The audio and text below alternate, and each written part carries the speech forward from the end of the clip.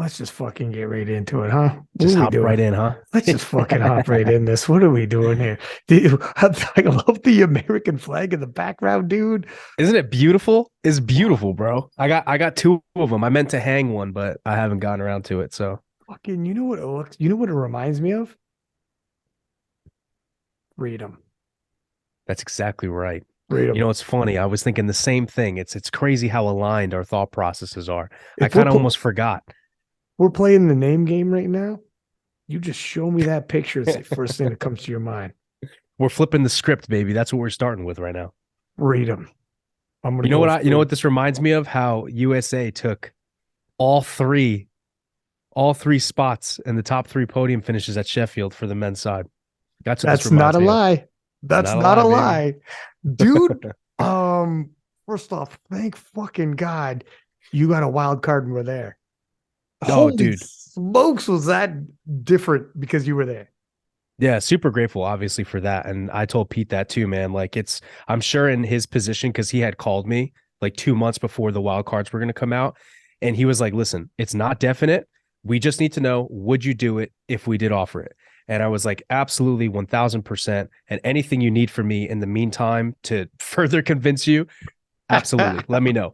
No, super, super grateful for that. And dude, like in their position, this is the biggest meet. I think it's safe to say the biggest meet in powerlifting history. Oh, And it's a lot of money to put on. And they need the athletes to show up. And so I give them dude, man, I'm just so thankful that they believed in me enough because if I were in their shoes, I'm sure it's a really tough decision, especially when it comes to those wild cards, because you don't want to waste a seat. And so I hope that I made them feel like they didn't waste a seat.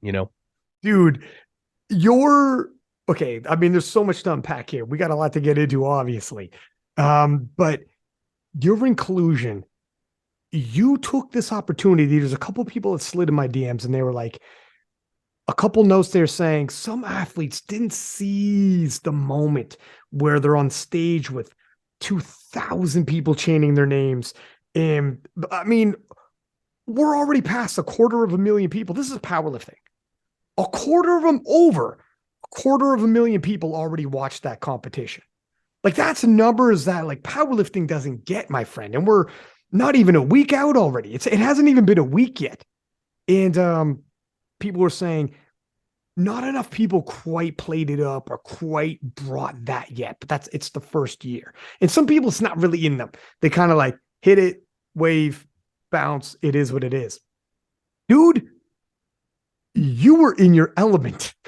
You were like, before it even happened, Mr. Burn Your Ships has the Viking hair. And like you already had people talking about your showmanship and the show hadn't started.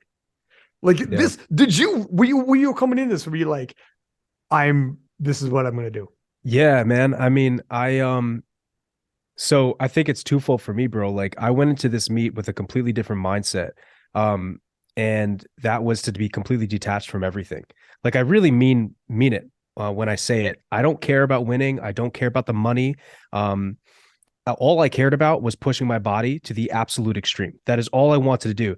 And that to me is fun. Like that's one of the reasons why I fell in love with training. And so I looked at this meet, dude. It wasn't about like, oh man, like I need to be the best. I need to set world records. I didn't give a shit, dude. Like in my head, I was like, we're gonna see what I'm made of. We're gonna see how far I can push myself. And I almost looked forward to ripping muscle off the bone. I'm not kidding. So because of that, man, it created a different energy for me. To me, I went in, like all right, let's fucking go, man. Like I'm ready to fight. I'm literally 1000% all in. So it was cool, man, because it allowed me to completely separate myself from any and all outcomes. So for me, I just had fun. Like I genuinely had fun. And I did what felt like for me, A, was enjoyable, but B, what would be enjoyable for the audience. What would I buy into? What would I want to see out of a performer, out of a lifter? And that's what I kind of tried to bring to the stage, but in an authentic way. I didn't force anything. I love the Viking stuff. That was my mindset. That's my mentality. It kind of fit my brand. And so I went all in with it. And it is Yeah. what it is. It's cool. I hope I think it was received well, and I think people enjoyed it and liked it. But 1000%, man. I think we have to realize, and I had again this discussion with Pete too, going into the Sheffield. Because he had expressed some minor concerns that maybe some athletes aren't used to, you know, that type of audience and that type of stage and stuff. um and you know, one thing I said is, I mean, he's absolutely right to be concerned about that, but we can't allow that concern to hold us back from growing as a sport. And at the end of the day, man, we as athletes at this level, I'm not saying that I'm at a high level, but all of Hold on, us, hold on, when hold we're on. at You're this not saying level, you're at a high level. no, I Jesus. don't think I'm there yet, bro. I don't think I'm there yet. We'll get there, but I'm not All there right. yet. All right. But I think all of us that share these platforms, bro, we now don't have the luxury of just showing up and lifting weights. That's not what this is anymore. We have the responsibility, the cost, the price of being on this stage and at this event and on this platform is not just lifting weights. You don't get to do that anymore. You could do that at home.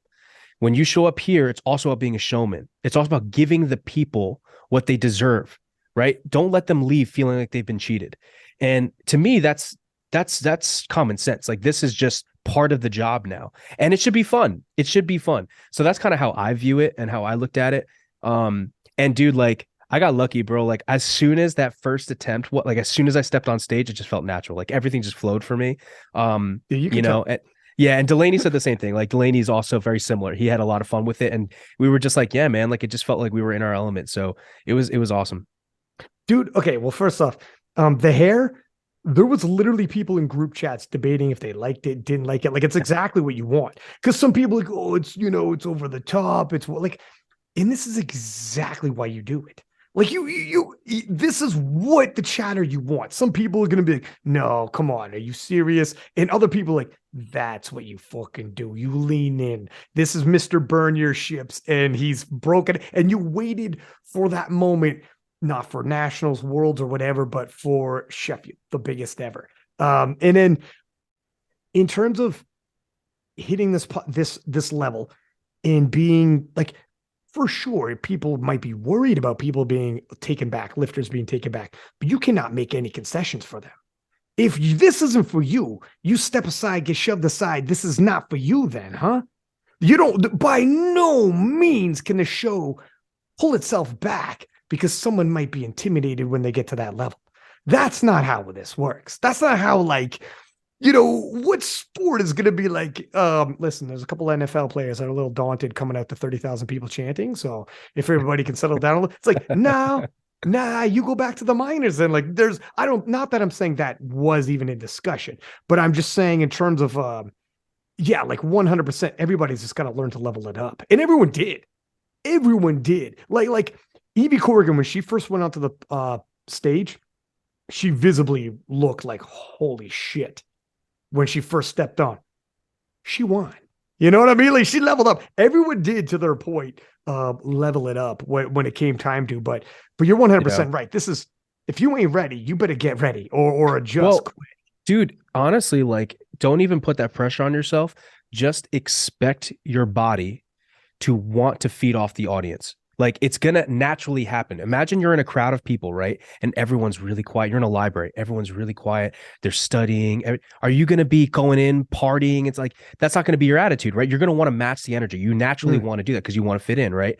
We got so lucky as athletes, man. And maybe luck is the wrong word to describe it, but that audience was so damn receptive. SBDs did such a good job with creating the event, hyping it up, marketing it. And as a result, the audience was ready. They were warm, right? The audience was warm. And so, dude, as soon as I stepped on that platform, it was electrifying. I didn't feel like it was crickets.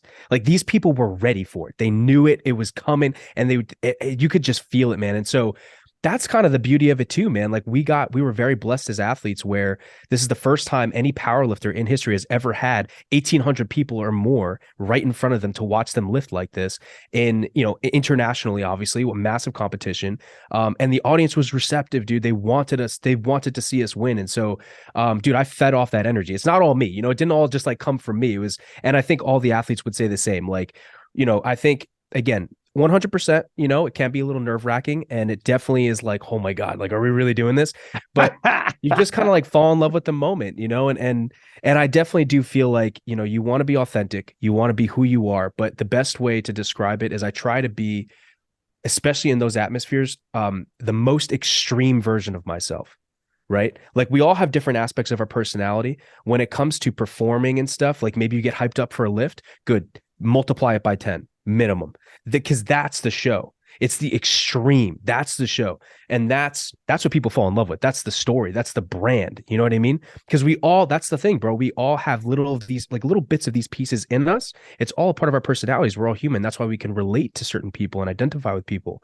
So the only way you draw that from people is if you amplify your own, you know? Mm. So that's kind of how I went about it. But dude, I'd be lying if I said like, oh yeah, you know, you got to be the guy who just, you know, picks up the crowd and all that shit. No, dude, like the crowd was warm, man. They really amped us all up. Oh, they were chanting names. They were, if there was like a call they didn't like, this is when you knew we're sports, like we arrived like other major sports. If a call was made and they didn't agree with it, and we'll get into that in a minute, they booed. They boo like a long 2,000 is a little over 2,000 people.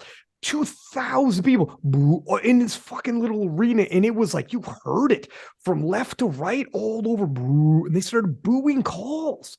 Like that's what you see at a baseball game or a basketball.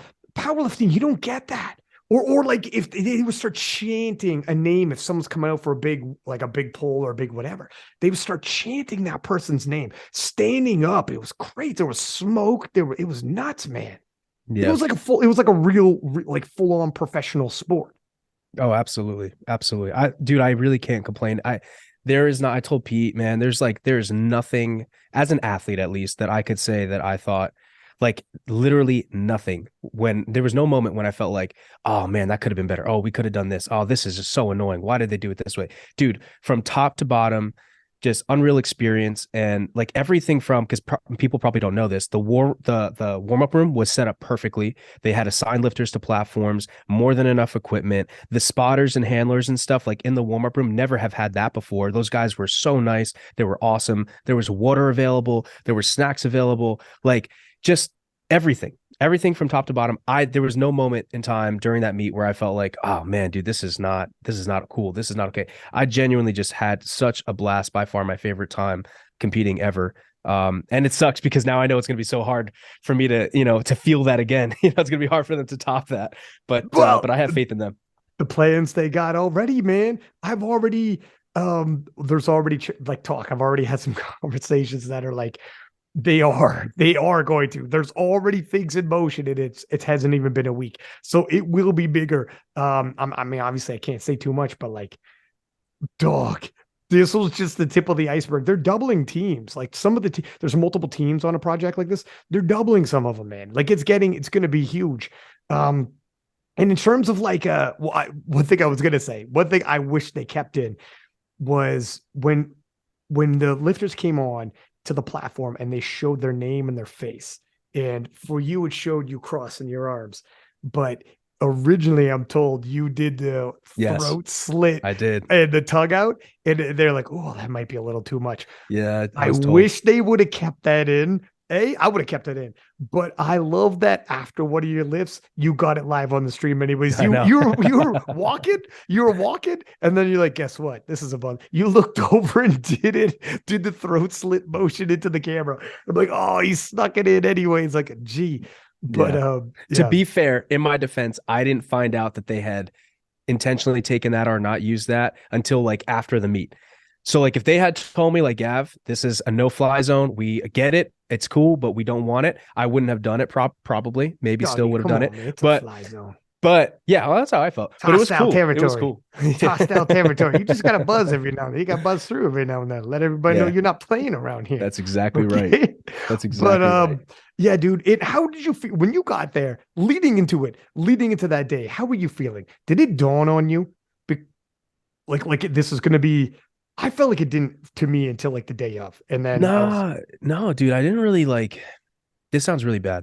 I didn't really care. Like I was like, you know what, man? Like again, dude, my mindset going into this meet, and hopefully I'll be able to maintain this, you know, my mindset moving forward is very detached. You know, I was happy to be there, grateful to be there, just wanted to sleep, chill, you know, and lift and just and push my body. And so there were some moments I would catch myself in certain conversations, especially like, I mean, as you know, dude, like you're tired, you've been traveling, maybe you've been having tons of caffeine to keep yourself awake and stuff. And so now like your anxiety goes up and all this other shit.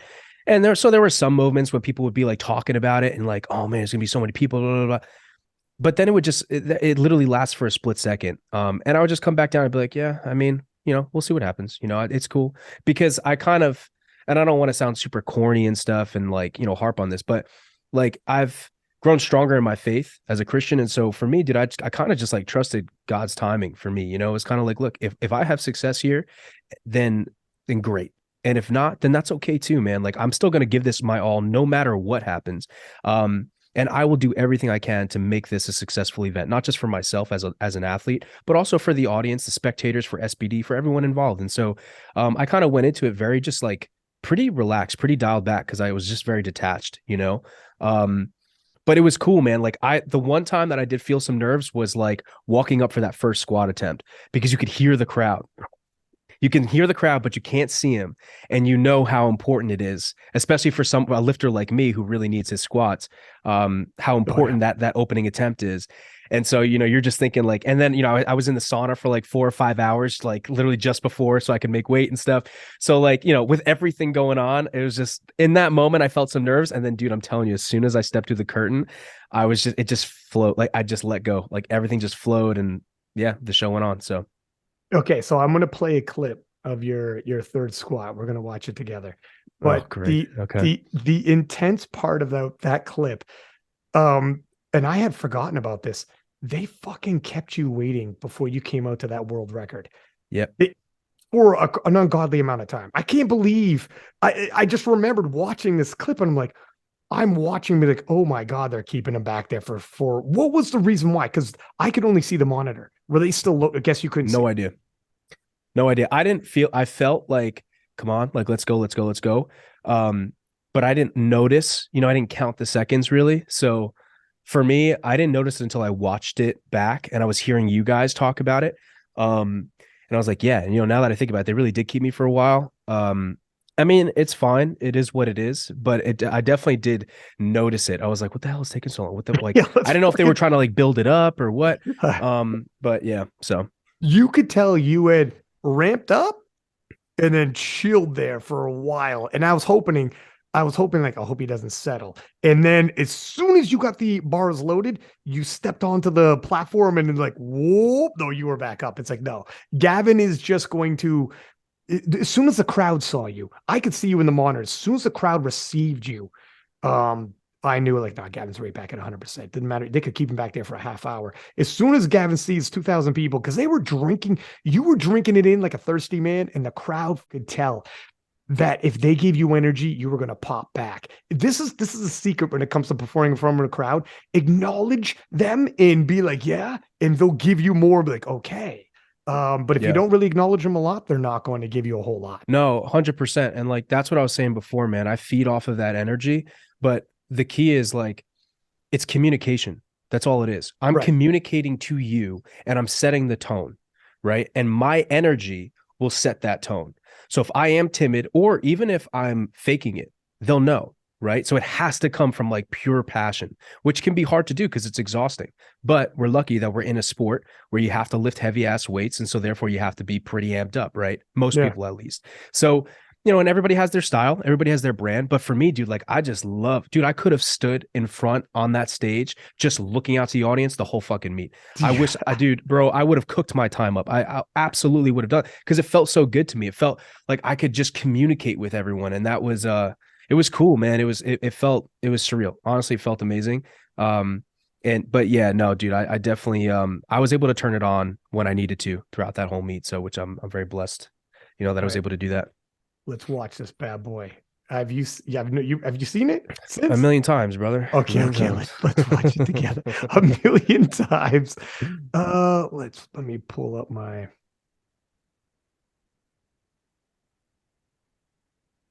Looking at this, even right now, takes me back, and I feel like I'm not even fucking ready. Not even ready yet.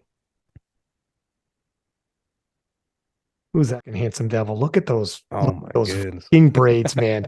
And I love First off, current world record holder Anatoly Novopismani, the 2021 best lifter of that world championships. And that world championships had Jesus Oliveira, Russell Orhe, Jonathan Kaiko. Like that was a big worlds. You were there actually. You were a junior and won the junior worlds. 3 years this record stood. And something I want to draw your attention to. Let me ask you right now before we play this. Current attempt, 5.5 kilos over the world record. Your second attempt, you did not attempt the world record. So you were going all in on the third and well beyond. But I was telling people, you had already covered it, but you weren't really worried about chipping the world record. You knew your total was going to be made on squats. And you were, correct me if I'm wrong, totally basing like your 1, 2, 3 attempt. This is where I want to end up, wherever you're going to end up, and just go towards your total. And you weren't basing it on like, let me solidify the record on my second, extend it on my third. You weren't even acknowledging any of that, right? No, well, so the initial battle plan going into it, Alex and I had thought, okay, let's take and secure the world record on the second attempt, and then we can go up from there.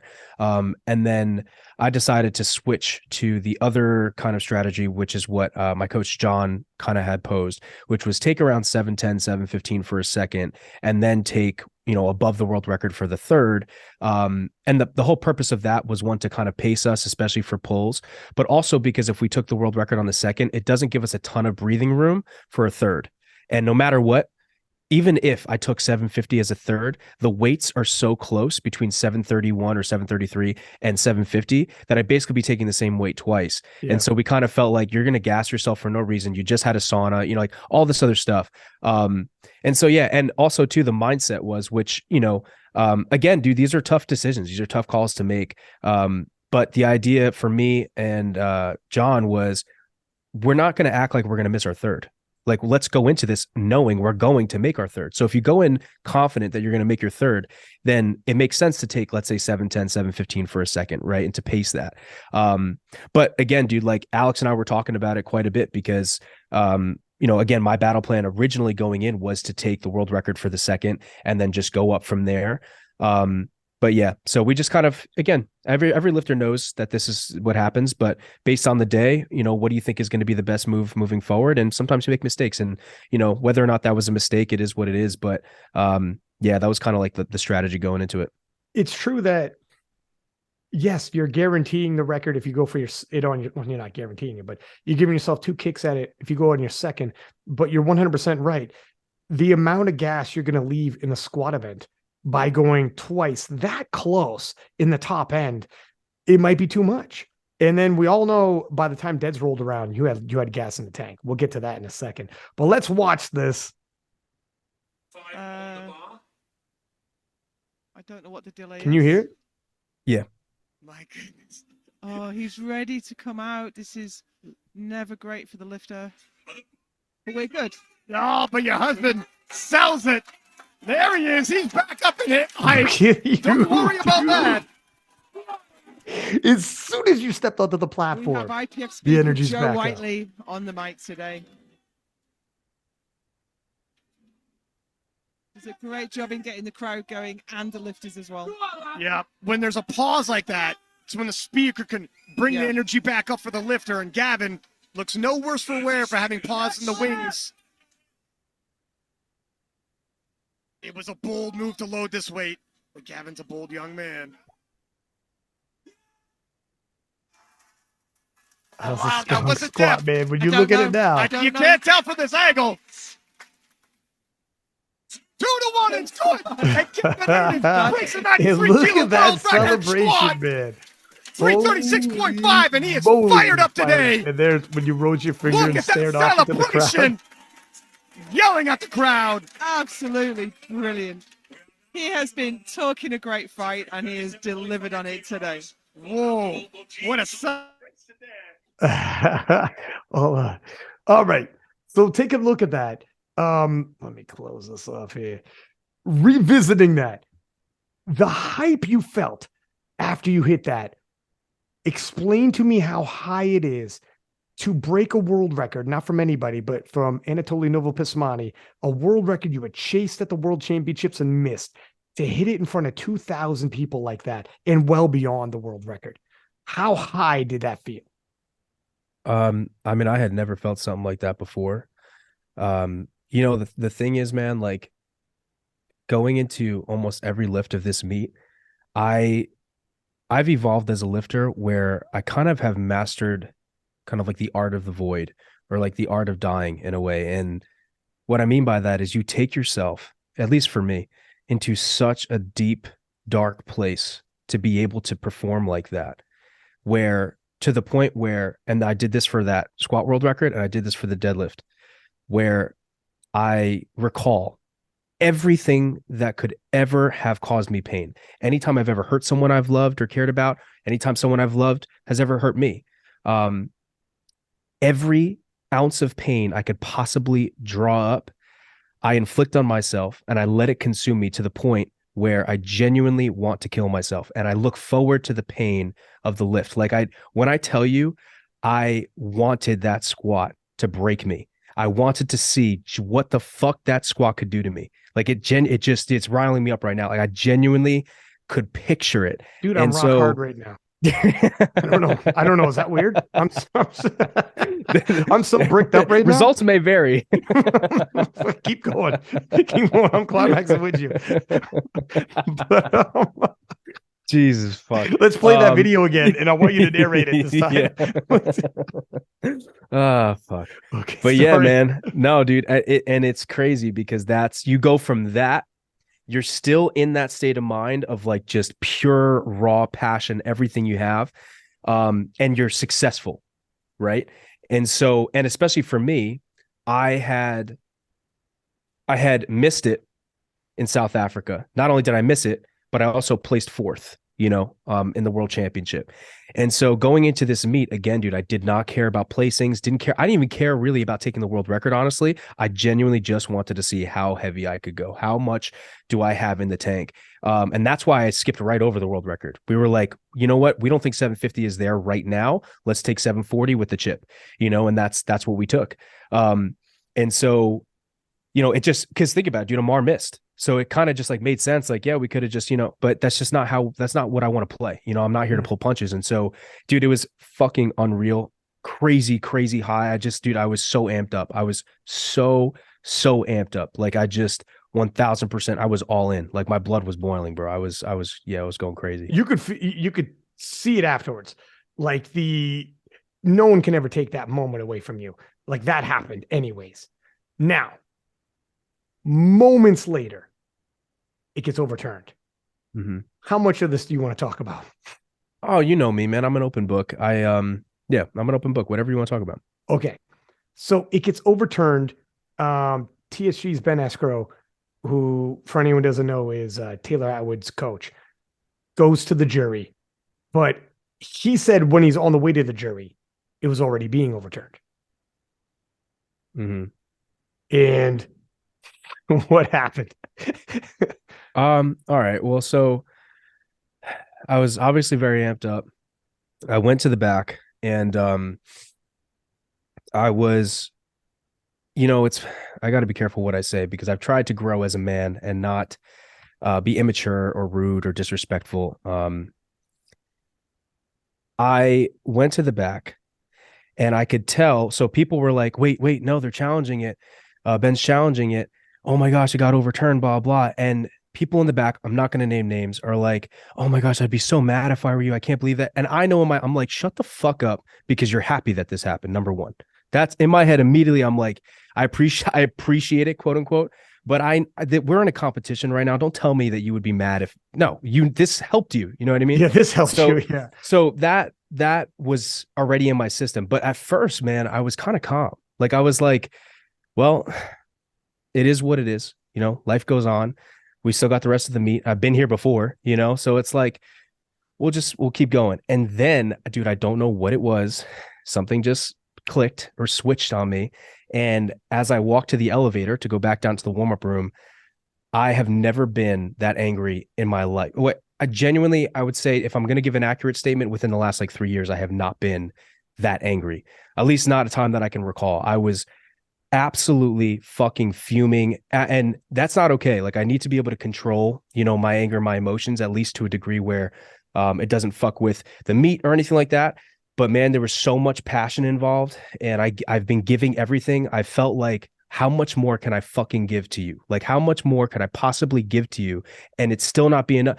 Dude, I was so fucking pissed. And then when I found out it was Ben, I was very, very upset and very angry because, I have some history with TSG. And I think it's okay for me to talk about this because it's real. This experiences. I started working with TSG months ago after South Africa, and they things were going okay, we're going well. And I had gotten hurt, the most injured I've ever been in my entire lifting career. And then we spent, several blocks trying to get healthy, and I couldn't get healthy. And long story short, they let me go. And then that's when I started working with John Song. And so, I felt like between that situation, and the reality that there was no, and I love Taylor and I respect Taylor. I think after he missed that squat, there probably wasn't much chance of him being able to like really, really, really catch up.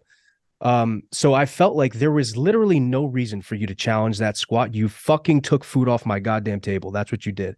And this isn't just any meet. This is the Sheffield event. So now it's personal. You reached, grabbed the food off my plate, and then pulled back and gave me the finger. That's what it felt like, because this is powerlifting, and you can have this stupid ass rule and you can do it and nothing will happen to you. And that's fine. That's okay. The reality of the situation is I 1000% took it personally. I'm sure you could tell now I'm still upset about it. I don't listen. I handled it immaturely. Honestly, at first I 100% handled it immaturely.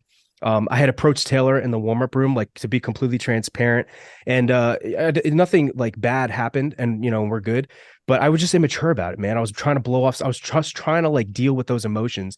Yeah, man. And then I had to kind of like go for a walk, and then I cooled down, and and we went with the meet. And I'm grateful for that experience because I learned from it. But man, dude, I was fuming, like fuming. And I almost felt like, dude, like, yes, there's all that stuff, but I also knew I fucking like sunk it. Like, I knew I could not have gone deeper. That's what I'll say. I'm not going to say that I hit complete depth or whatever. I'm not going to make that argument because I haven't seen any side angles, nothing. I will tell you right now, I could not have gone deeper in those shoes with that positioning in that moment. My hamstrings slammed on my calves and I just couldn't. So that's what also really bothered me, because I was like, again, dude, it was like, man, dude, like you guys don't understand how much I've put into this. And for you guys to just that easily be able to take it away from you, gave it to me. And then because of politics, whatever, I don't know, maybe it was a legitimate call, politics, maybe, I have no idea. But because of some reason, you took it away, you stole it from me. And unfortunately, I don't come from a place where you allow people to simply get in your face, spit in your face, and steal from you, take from you when it's undeserving and it's unearned. And, to me, it's funny, Delaney knows that, like, how I feel about that type of call. I made a statement in 2021 after my third squat was protested, and I said protesting a lifter's lift is a bitch move. I still stand by that statement. Again, I don't mean any direct disrespect by it. I'm not calling Ben a bitch or anything like that. I have no hate in my heart towards them. They're just playing the game. It's part of the rules. I completely get it. I still believe that it is weak, soft, and dishonorable. I think that if you have to lessen somebody else to make yourself greater, you ain't better than me. You had to take my sword to beat me. That's how I felt. And that's how I still feel.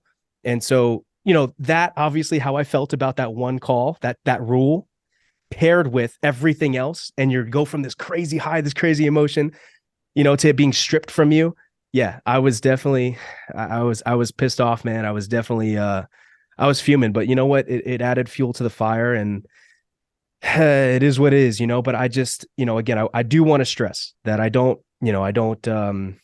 hate anyone for it. And I don't want anyone to feel like, I would go out of my way to like disrespect someone as a result of it. It is what it is, man. It's part of the game. It's the rules. I will trust that it was a legitimate overturn and that the jury was legitimate in what they were trying to do. And I will trust that the IPF refs and the judges were actually paying attention. I will trust all of that.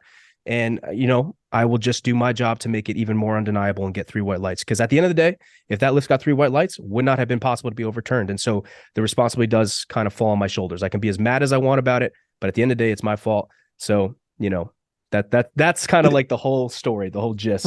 Well, I mean, put it this way.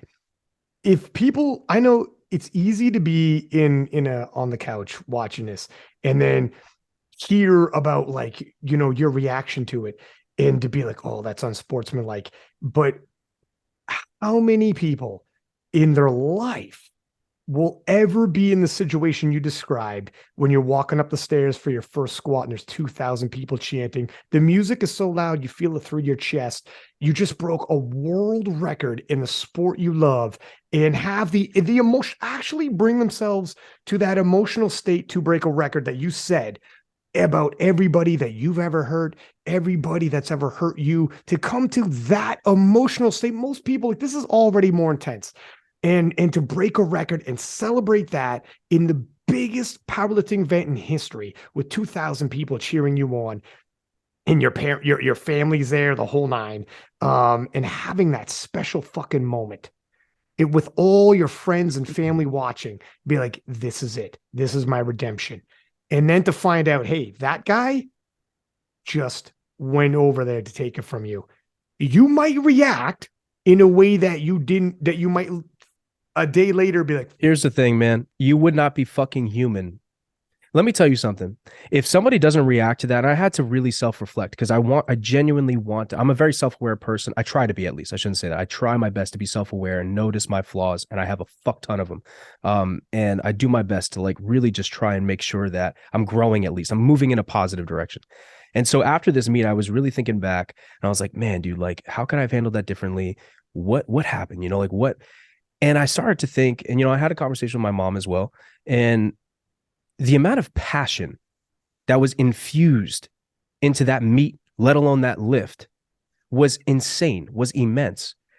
How could you not expect that energy to be transferred? Where's it going to go? It doesn't just shrink. It doesn't go to zero. It's still fucking there, And so the reality is, I think I had a moment of being human, and I felt like nothing bad happened, but I was pissed, man. And I think what people need to understand too is 2 things. Number one, this is not a 16-game season for us. I compete twice a year, if that, right?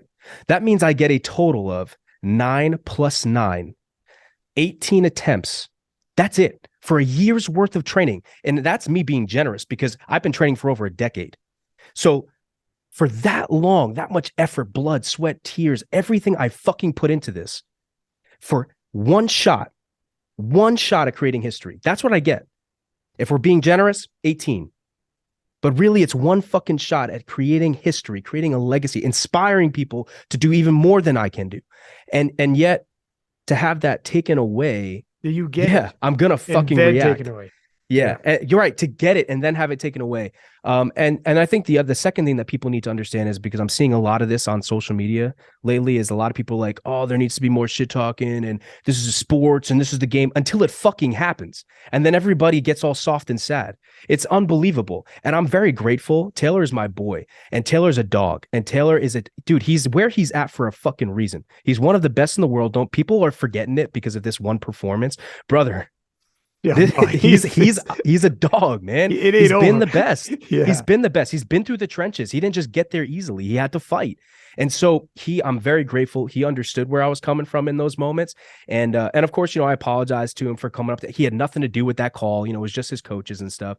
And so, and again, we're boys, and I'm very grateful that he understood. We're both competitors at heart. So he got it.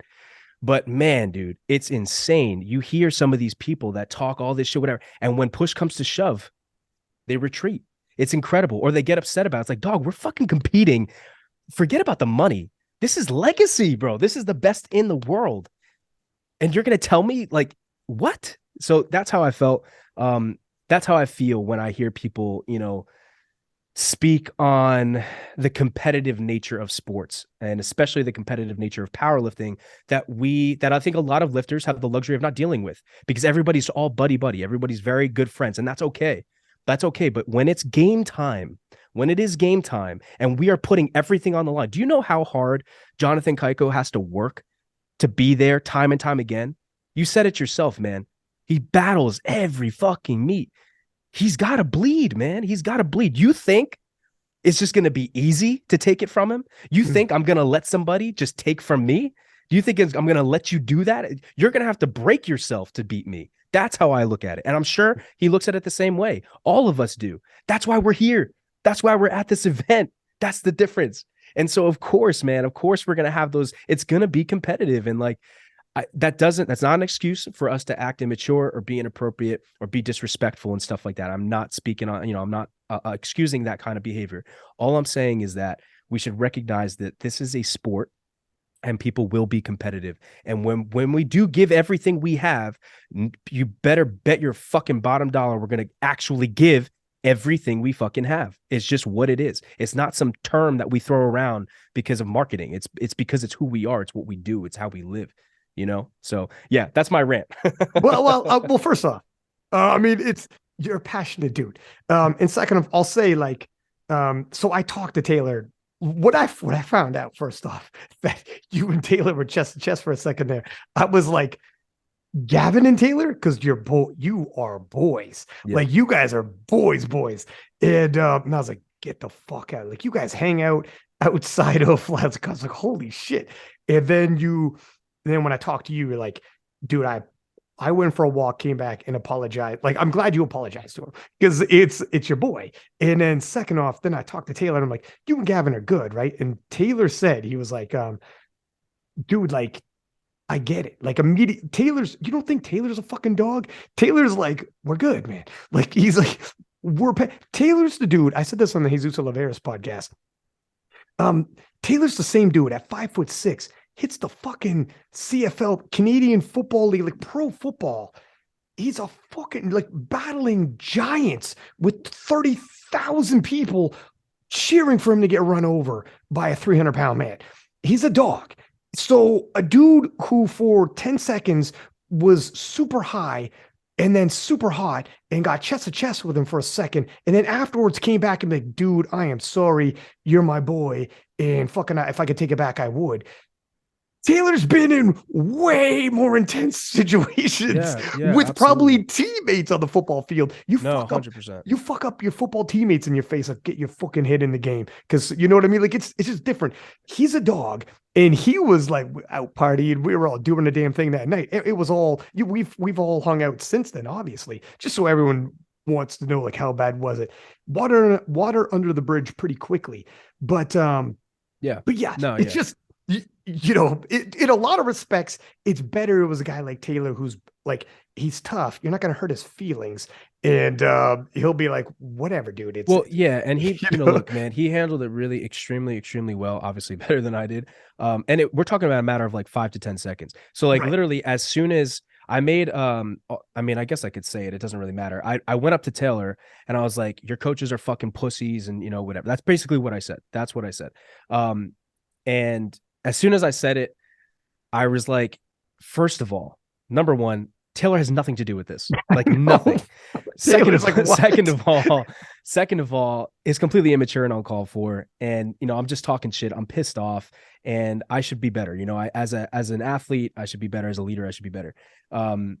And third, he's my boy and I respect him and I love him, man. I want the best for him, and so, so because of that, like, dude, literally within seconds, like I shook his hand and I started apologizing. I apologized to his dad. And then, as look, we're competing, save it for after the meet. So then, once the meet was done, we all got drug tested and it's time to go home. Again, I just made sure I drove home the point, to Taylor that, I love him. He's my boy. And I apologize, for letting, my anger get the best of me in those moments. And again, I don't think that anything was really that bad. And we were even really talking shit to each other. We did get chest to chest for a very brief moment, but it wasn't like we were going to fight each other or anything like that. And again, dude, we're competitors. And I think he respects that and he appreciates that as I do in him, and so, yeah, man. I mean, and it's just what it is. It's kind of part of the game and we wouldn't be human if it didn't happen. I don't think so. And I think if anything, it kind of makes our relationship stronger too, I hope, but I like I said, it really was not that big of a deal. A lot of people love drama and that's so to them, they're blowing it up, but it really was not that big of a deal. It was like a matter of seconds. regardless though, yeah, dude, I 100% look back and I'm like, man, dude, I needed to, I've never had that happen before where I was so angry that I just like let that, bro. I literally, as soon as I saw Taylor, I beelined and and again, it wasn't like you suck, you're a fucking piece of shit. It was genuinely just his coaches that I was talking shit. I was Right. like, dude, your But coaches suck. but when you come at someone with energy, he's like, what the fuck? And Oh, Taylor's, yeah. you're going to end up Yeah. chest to chest with another grown No, ass man. at first he was a little taken back. He's like, dude, what are you talking about? Which of course, because what the fuck does, he's He had nothing to do literally with it. probably had no idea Yeah, what the no fuck you're idea. talking about. No idea. And then, yeah. And then, of course he started, to get a little heat, because that's just what it is. That's what the environment was. But again, it was a matter of seconds. I did apologize and and I did make sure I apologized to his father as well. And they both were very, very forgiving, very accepting. And I'm very grateful for that, because it is what it is. But I do appreciate that because again, it's as much as it is a part of the game, it's not to me, it's not leadership behavior, So Well, it's not a part of the game to go what, to chest to be chest. passionate. No, to go chest to chest with someone you're competing against. Oh no, well, I mean, Passion, yes. but yes, I don't know if I agree with that because like if we look at other sports, bro, like that's what it is. The culture and the environment of powerlifting is very different. But dude, could you imagine like you're talking about like MJ, Kobe? Imagine if they had to warm up in the same room together and then go out for free throws or 3-pointers, like just imagine what that atmosphere looks like. They're gonna be chirping the whole fucking time. Like that's just because they both so I don't know. I don't know if I agree with that. I think it's abnormal because again, it's just not, we all like to talk about all this stuff. But when it actually happens, people's reactions are a little bit different in the community. It's the only thing would be if it happened too often, it's not going to be two boys that'll squash it in 2 seconds. It'll be two rivals who don't really know each other that well and already don't like each other, and it'll actually escalate. You know what I mean? That's where okay, you don't but here's the thing though. So like that's where sports maturity comes in. And I knew for sure, no matter what, I was never going to throw hands. You know what I mean? Like that was That's never why going to be thank the God you're case. boys. Also, because you're boys, he'll accept an apology and it'll be like, I knew you guys would work it out because you're boys. That's why it's like easier to like, thank God it is your boy in a lot of ways because it's absolutely. You could just be, can 100%. I talk to you, man? When your friend comes up to you and apologizes to your face 2 seconds later, it's tough to be like, and you explain, but yeah. And I mean, look, he had every right, of course, to be very upset and very, taken aback and whatever. And I, like I said, man, I appreciate him being the bigger man in this situation. Like I really do. Like I said, I do think that I don't think people are understanding like how, again, I'm not excusing any sort of behavior. I'm just trying to speak on the passion that comes behind this stuff. So that way people understand that it's not kind of just like out of the blue, out of nowhere. There's so much passion there for everyone, for every lifter. And just the nature of us, Delaney's, similar situation where, we do come from a sports background. And so, I'm comfortable being chest to chest, to some degree. I don't, I'm not saying that that's what you look for. You don't look for the conflict.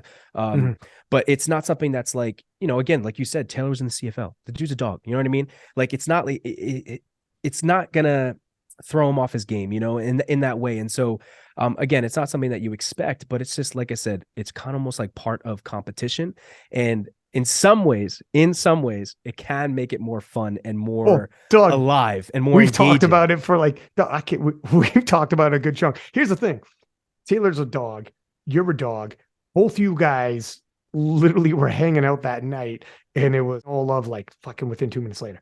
But there will be some people whom that would be crazy. This would be crazy. Yeah, and I won't allow that to happen again. I mean, like I said, we're talking about a matter of seconds, but still, I'll go for a fucking walk 10 seconds earlier than I did. That's the plan. And that's all it is, man. Like I said, now that, again, I've experienced it, I've never, ever had a high like that in terms of, being on that stage, finally achieving what I've been some people never will for so long. And then to have it stripped away from me. And then, and I said the same thing, because I did have a conversation with Ben and Jason. Anything that could have been fuel for the fire was added, like anything in my head. And so, and it was, dude, I genuinely felt like I almost like couldn't help it because it went from me being like, oh, you know what? Oh man, they took it away. I guess it is. And then boom, it was just like, as I was walking to the elevator, I just was like, are you fucking kidding me? No, no, no, no. And I just let that kind of get the better of me. And like I said, man, it's not, I am human. Like I said, I hope, of course, I mean, and it seems like they do, both Taylor and his dad, know that my apology is very sincere. But yeah, at the same time, I want to learn from it. I want to grow from it. I don't think we really have to worry about stuff like that moving forward. But like I said, man, I think it's just kind of, it is part of the locker room. Like I think it is kind of, again, not that it should be expected or welcomed, but I think it would be weird to almost expect it not to happen sometimes, so. Well, so I know you talked to Ben too, just to wrap up that side. And Mhm. he was explaining that the way he views it wasn't it was by no means personal. I could tell you right now, were calling against Jesus Oliveras as well, trying to overturn, because what they knew, because Ben's not here. So let me just offer this just to be No, I know. Yeah. And everything you tell me, he's told me. Yeah. right. And he's told you as well. But just for people listening, Ben had explained they knew Taylor was not 100% and they needed everything to go his way. And when he's missing lifts and other people are hitting, so it wasn't just a Gavin thing. I know Ben doesn't have any like ill will towards you. He told me before and afterwards, but they needed Taylor to move up some notches. So he actually protested other lifters as well. And then he was like, yeah, I wanted to talk to Gavin to explain, to articulate, I'm going to advocate and fight for my guy. And he doesn't see it quite the same. He's not coming from the same passion background in terms of like, it's just personalities too. When you see Ben and Jason, they don't carry themselves like you, Taylor. They're different dudes, so they'll view it differently. And I will take what they say on face value as genuine, as like we are operating to try to do we're going to advocate for Taylor, whoever, as best we can, and we don't attach feelings like that. Yeah. But on the flip side, fucking sometimes you're going to come across a young guy like yourself whom, like, if he just did what he did and you're seeing him celebrate on the platform like that, you're going to see him 30 seconds later in the warm-up room. Fuck, Well, man. especially because it was like that. Again, 99 coaches out of 100 will take advantage of that rule. And I totally understand that. And they have every right to do that. And I don't think I think less of them for that. I think it's really more so just my issue is with the rule, only because of the culture, not the culture, the structure of the sport, and like quite literally how the logistics of things and how we do things and how we win. But also, of course, in my heart, I don't play the game. I didn't join powerlifting because I love the sport of powerlifting. I joined powerlifting because I love the idea of being the best and being the strongest, and so it just happened to be that powerlifting fit the mold, and it became the vehicle, let's say, to get to the destination that I want. And so, yeah, of course it's frustrating. Look, man, I like I said before, dude, I have, I'm sure, and as this is a perfect example, I have made plenty of mistakes. And I'm sure I've done things that have pissed people off or made people think, man, he's such a jerk. He's such an asshole. Why would he do that? I am so freaking far from perfect. I'm not going to hold this against anyone or hate anybody for it or whatever. It's just, it is what it is, man. I kind of just like let it go. And again, I want to emphasize, had I gotten 3 white lights, Ben could never protest it.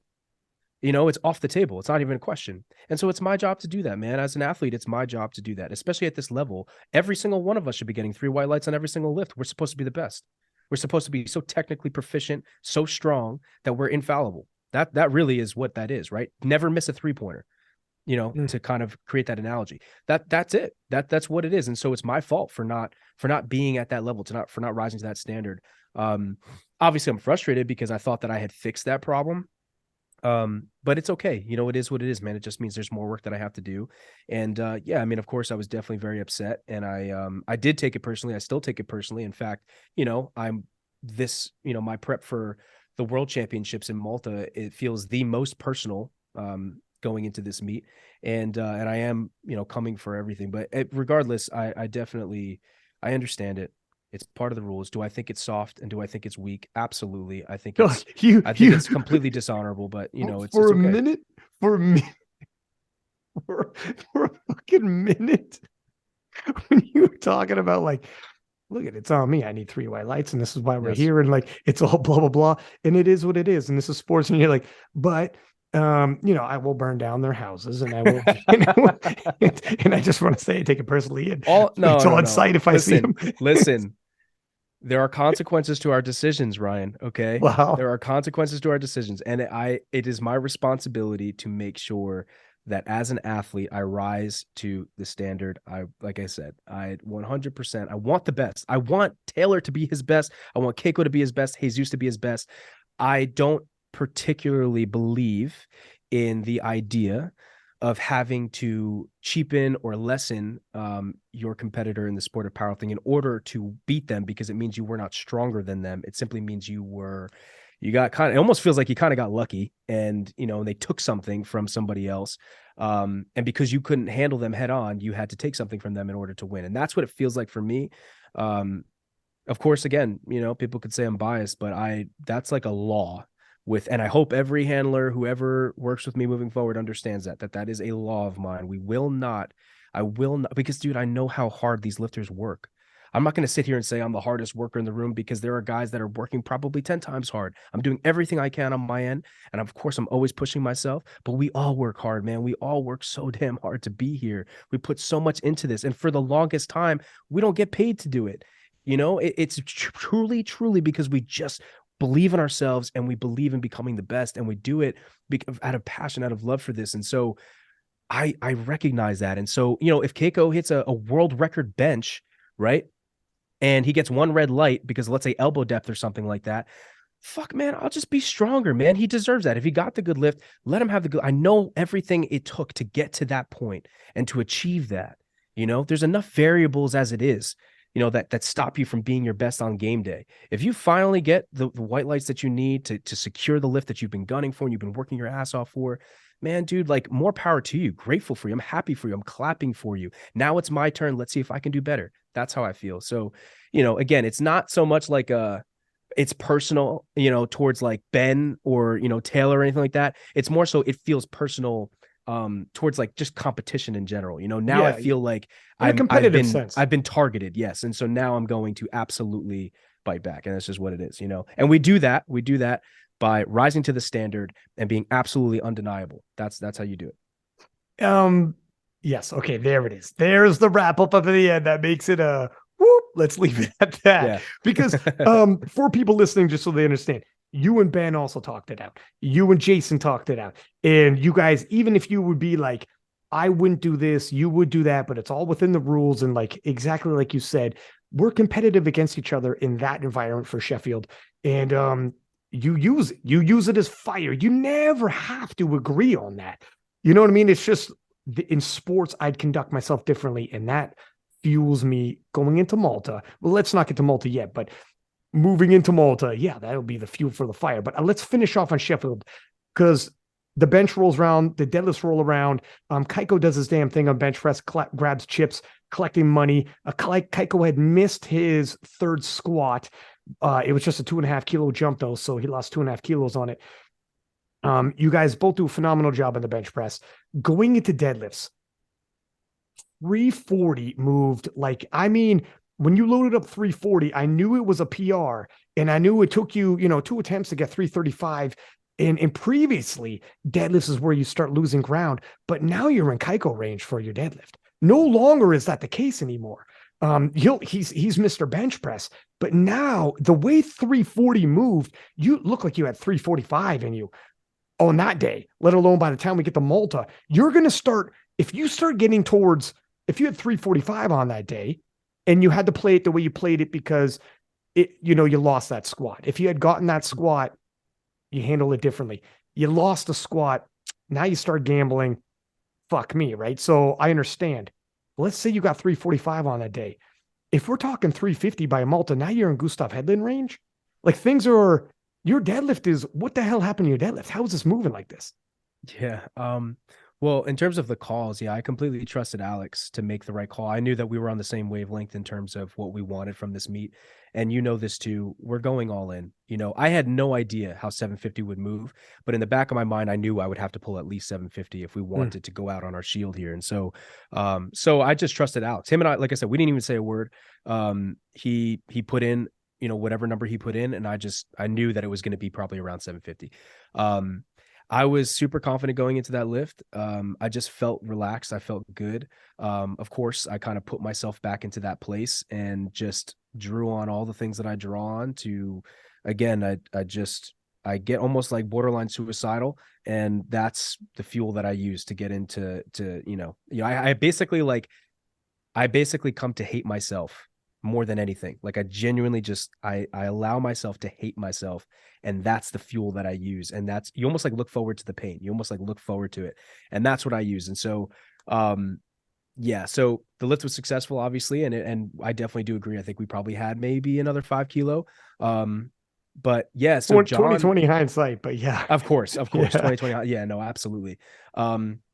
Yeah, I mean, John Song has done a phenomenal job coaching me since I want to say we started working together maybe like October, November-ish. I'm not sure, maybe around November, December. And he took me from, dude, I literally could not tie my shoes without back pain to what we did at Sheffield, and it's just, when it came to technique work, it was just constant tweaks, and especially for deadlift. So basically what happened was on week 4 of the second to last block, we went to pull 740. Which is what is that, 335 or something like that. So we went to pull that in the gym. I tried it 5 times. It was a mistake. I should have done that because it burnt me out. But I tried it 5 times, and I tried it 3 times sumo, 2 times conventional. The reason why, every single attempt, I got it to my knees and I could not lock it out. Damn. And in my head, and I have the videos and stuff, and it flies off the floor, hits my knees, can't lock it out. And in my head, I'm thinking, this is going to be an issue. This is not going to be something that's like, oh, it's going to happen on me. It's there on meet day. This is not this, that's not the situation. We need to figure this out.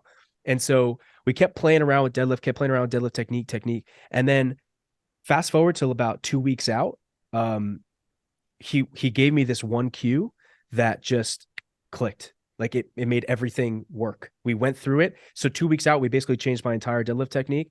And it worked. And yeah, dude, what was that cue? By the grace of God. Oh, you want me to just give out my secrets for free, huh? Everybody's like, what is that fucking cue? You know what? I will give it out because on your subscription on Instagram. it would be inconsistent with my character if I gatekept this information, because it means that I'm afraid you'd be stronger as well. I want you all to be stronger. So this is basically what we did. So essentially, we emphasized the hinge. The biggest piece was creating extension in my back, but more specifically, almost like my lower back. So what that did was it completely changed the lockout. I didn't do anything in terms of lats or anything like that. It was get into position, slight dip, kind of like cover the bar is what we call it, but we're almost like hunching over the bar. Then, and if you watch the videos of my deadlifts, you'll see it. Everything gets kind of broken down into these steps. You'll see me arch my back, and then I just hinge over, right? And then I used to like really try and pull slack and stuff like that. Now all I do is once I hinge over, I hip hike. The hip hike just lets me hear the click of the bar against the plates, and then I get into position and I go and I just press straight through the floor. And because my back is arched or extended in extension, it just helps with lockout a ton. And so that's why I was able to, it just, dude, it changed everything. And obviously, we'll see. Sometimes it's tough. I think every lifter has struggled with this. Like, some days technique feels great, other days technique doesn't, but I'm hoping if we can carry this momentum, we'll definitely be, in the 760, 771 range, but we'll see. Man. So adding it all up, if you had gotten that squat, you would have got an 891.5. Was it 891 or would have been like 896? Hold on one second. Let's pull this up. It was 336 and a half, 215, and then 340. So you got 325 and you missed 336 and a half. Right. The difference is 11.5, right? Yeah, let me. So your total is 880. Yeah, if we right. put 11 and a half. Yeah. 891 and a half, brother. Kaiko hit 884 that day. Now, if Kaiko hit his third squat as well, he'd hit 886.5. You guys are so close. We're playing the game right now. Kike will be like, well, let me retake this or whatever the hell. We're playing the game right now. All I'm saying is, you're right there. You just need that 9-for-9 day where your squats go. You need that third squat. You have that third squat. You could be a world champion. You could be the Sheffield. You could be the whole nine. You need that third squat to get in. It's that. And I'm not telling you something that you don't already know. And I know you're thinking about it and you're probably talking about it with your coach. And you're like, look, if I'm into the 890s now and we start throwing on more kilos on the deadlift, like it's going, you're going to be a tough guy to beat come Worlds. What do you think is the difference here? Is it just literally making that third squat undeniable and you're pretty much you're cruising? Because you've had a couple close ones now. Yeah, I mean, I think I have to go 9-for-9, of course. But I don't plan on pulling punches, obviously. So, I'm not going into it thinking like, and every coach, and it's fine because it's their responsibility to do this, but every coach tends to be a little bit more conservative and they tend to think about the game plan and how are things going to add up and what can give us the best shot at, and this is the best way to put it. What is the minimum required to win? The minimum needed. That's not how I think. I don't enjoy competing when I think like that. I tried that, dude. I tried that for Sweden, South Africa, and I tried that even for USF. It's not me. It's just not. It doesn't work that way.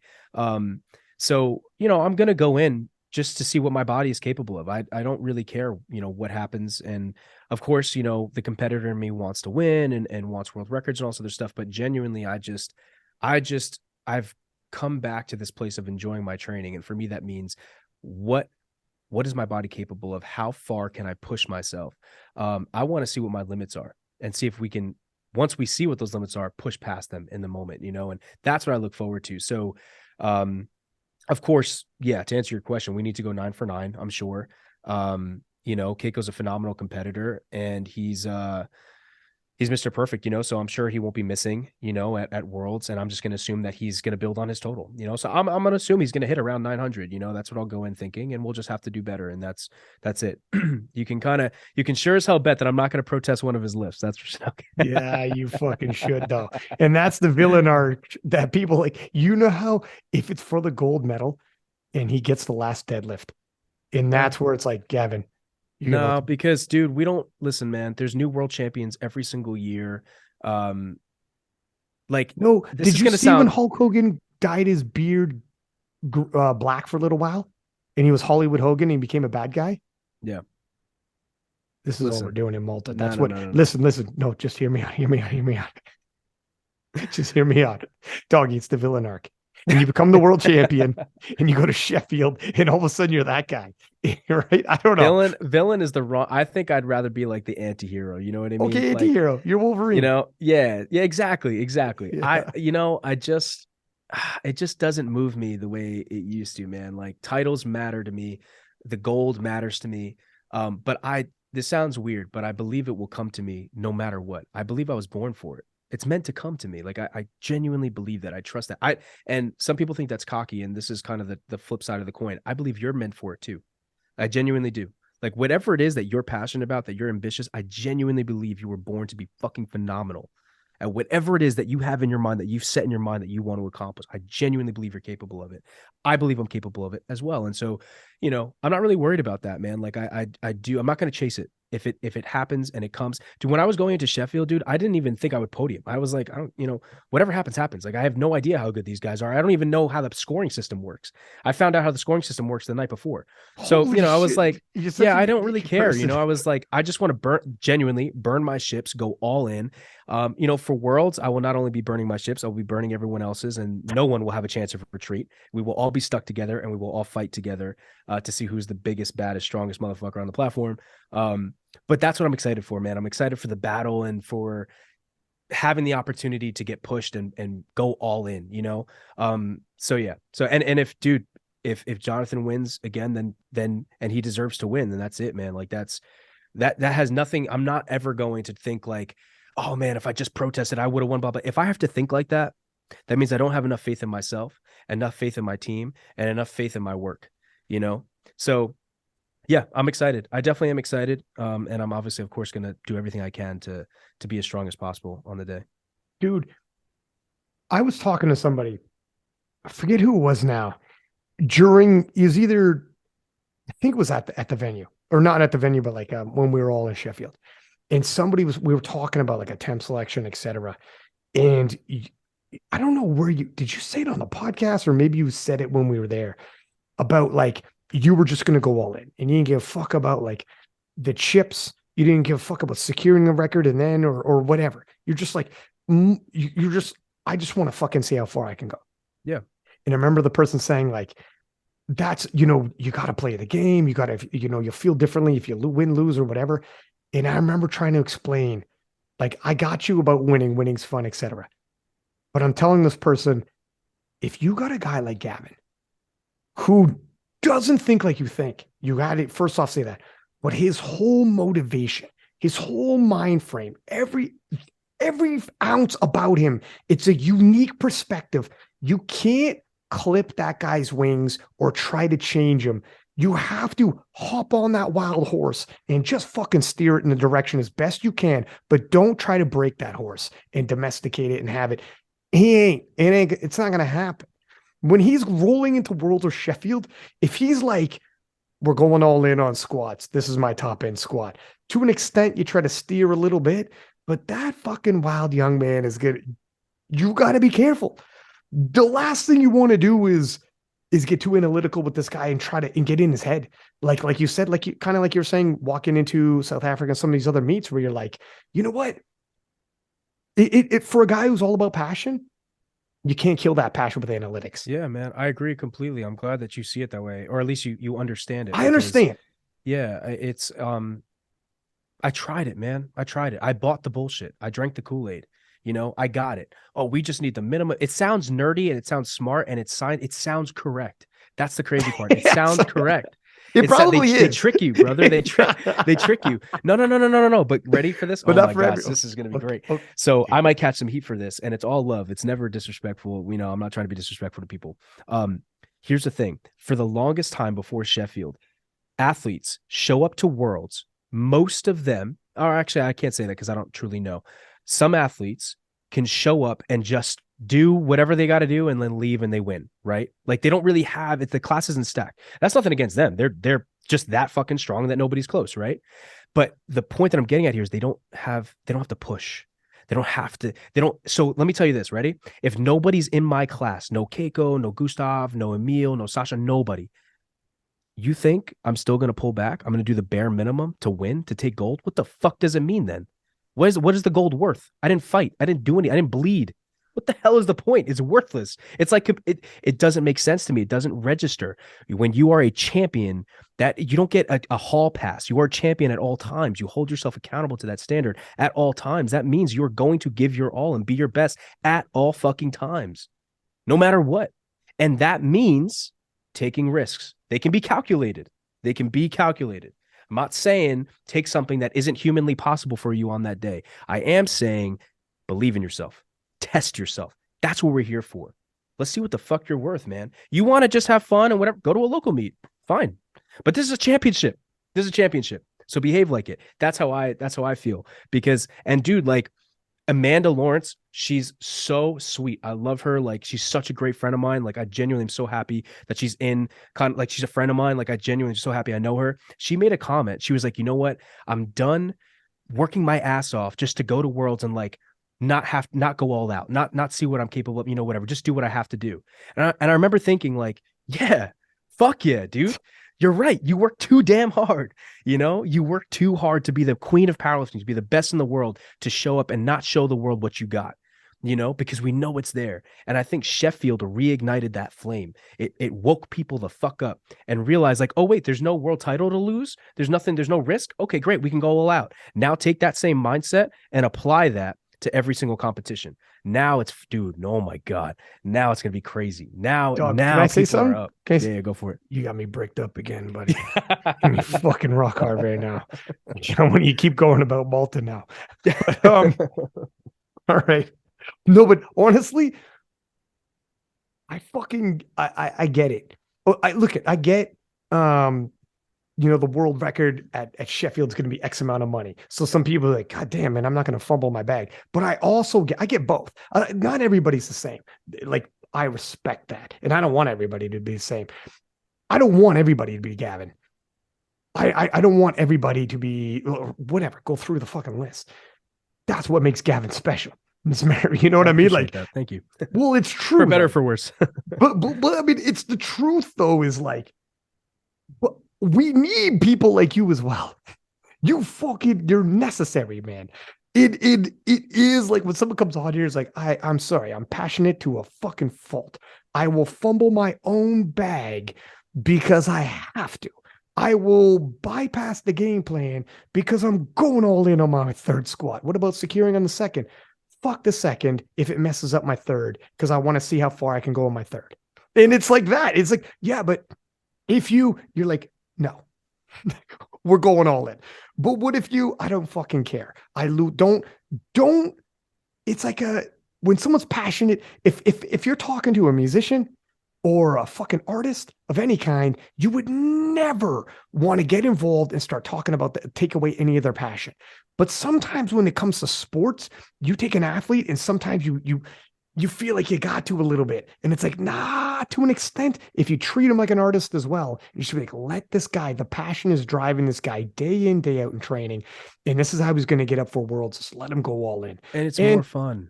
It's more fun, brother. It's so much more fun because now I enjoy, like, I look forward to it. And this is my thing, bro. I fell in love with training again because, life got hard again. And as you know, there's peaks and valleys and stuff. And there's a lot that goes on in my mind. And it's just, I'm sure, maybe we'll touch on it. But the reality is there's nothing negative that somebody else could say that I haven't already said to myself, And so because of that, man, it's like the training becomes this like positive way to hurt myself in a way, like almost like this, let's inflict as much pain, let's grow, let's just push my body as hard as we can push it, and let's see what I'm truly made of. Like that's the beauty of it. And it's so much fun. And there's a community and there's a culture to it, and you're doing it with your boys, you're going through it with your boys, and it's amazing, dude. It's so much fun. If you take that and you put it on the platform where you let go, dude, it's so freeing when you just let go of the outcome. Let it go. Whatever happens will happen. All that matters right now, give everything you have in these next 10 seconds that it's going to take for you to move this weight. That's it. Give everything you have. What's the worst that could happen? You die? Brother, you could die tomorrow. Like, who cares? We're all going to die. Exactly. And that's freeing. It's a freeing thought once you embrace it.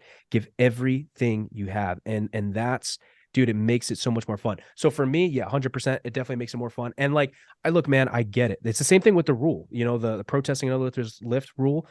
I get it. It's people will use it because it makes sense. Like, it's totally fine. Coaches, I know so many coaches that think it's their responsibility to do that. Totally understandable. Totally cool. I get it. And it's just, it's just not how I think. I think you create a legacy through the passion and through your own personality. Like I said, nobody's going to remember how many chips. I don't know how many fucking world championships Ed Cohen has won. I don't even know how many Arnold has won. But I just know Ed Cohen and I know Arnold and I know the legacy they've created, right? And so that was through their story, their brand, who they were, and their character kind of showing through, So that's what I kind of care more about. But yeah, I definitely should be pulled back sometimes. Doug, some people use a fucking hashtag and they just use it and they're not actually that. But you literally are like the burn your ships mentality of all in.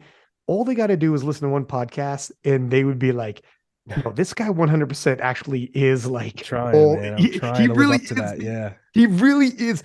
Like, people think like when you showed up with the Viking hair and it's no, he really is as passionate. He's not putting on a show. This legitimately, he will throw it all away. No, it was 100% me. I know. This is what the thing, and this is what I love about you. This is what's like inspiring, where you're around a guy like this and you get the energy and you're like, yeah, fuck yeah, let's do something crazy. Let's go all in. Let's go all in with something. Yeah. I want to like fucking go in on a bad investment with you or something. I don't know. Let's fucking do something crazy right now. But I don't know. I get it, man. And it's and again, not everybody could do this, and not everybody's going to understand it, and probably best they didn't. It's not going to work out for everybody that way. Nobody can. We don't have the same path, that's for sure. Yeah. But yeah, and there was something else we were touching on right there, but I want to double back. Oh, yeah. So because of South Africa, or because of Sheffield, sorry. A lot of people, I'm not going to necessarily name names because some people have come out with it and some people have not. Some people have been hinting at it and some people have not. But I could tell you right now, big name coaches and athletes of all over the place are now thinking about Sheffield. And I'm, again, respecting privacy. But this is, but of course, I think this is fairly obvious. Most people thought this was probably going to happen. Jesus Oliveras was on the podcast saying, like, look, I think a lot of these USAPL guys are going to be looking at this like he straight up said, you guys put your eggs in the wrong basket. For you guys missed an incredible moment at Sheffield, and you got to go the world championship route, travel, face these judges that, because he faced in South Africa all these calls overturned on him, etc. Comes to Sheffield, goes 9 for 9, and the jury that time actually saved him. And he's like, I made the proper adjustments, and they saved me, and here we are. And so he's like, you got to go this route. You got to get yourself tested with these international judges, and then you got to experience Sheffield. And a lot of people now, there's a groundswell of FOMO going on, but where they're like, fuck me, I missed that. Can I miss it again? What do you think's going to happen now? What would your advice be to people, first off? And what do you think is going to happen?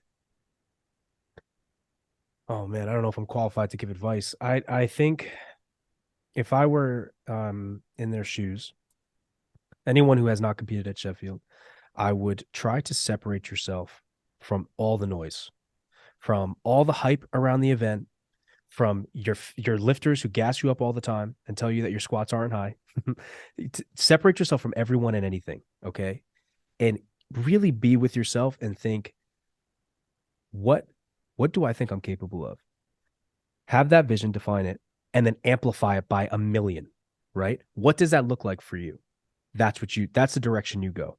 I know a lot of people who lift locally, who genuinely have fun, and they think to themselves, man, it'd be so cool to go to Arnold, or it'd be so cool to qualify for nationals. There's a lot of lifters who feel like that, who think like that. So when they amplify it, to them, it's like, oh man, it'd be great to win nationals, right? Then that's the direction they should go. The road to Sheffield is not meant to be easy. It is not. I don't want to put words in the mouths of my competitors. I don't know how easy it was for them. It is not easy for me, and so I do have to work, and I do try. And a lot of times I feel like I'm not working hard enough, and I'm not enough. And I do have that kind of sense of despair sometimes. And part of that is kind of like the fuel that drives me. But I have a fear of being average. For me, all of this stuff pushes me and gives me no choice. I have no choice. What else would there be to do in this sport? So my personal bias is absolutely gun for Sheffield. Go beyond. Think about the Olympics.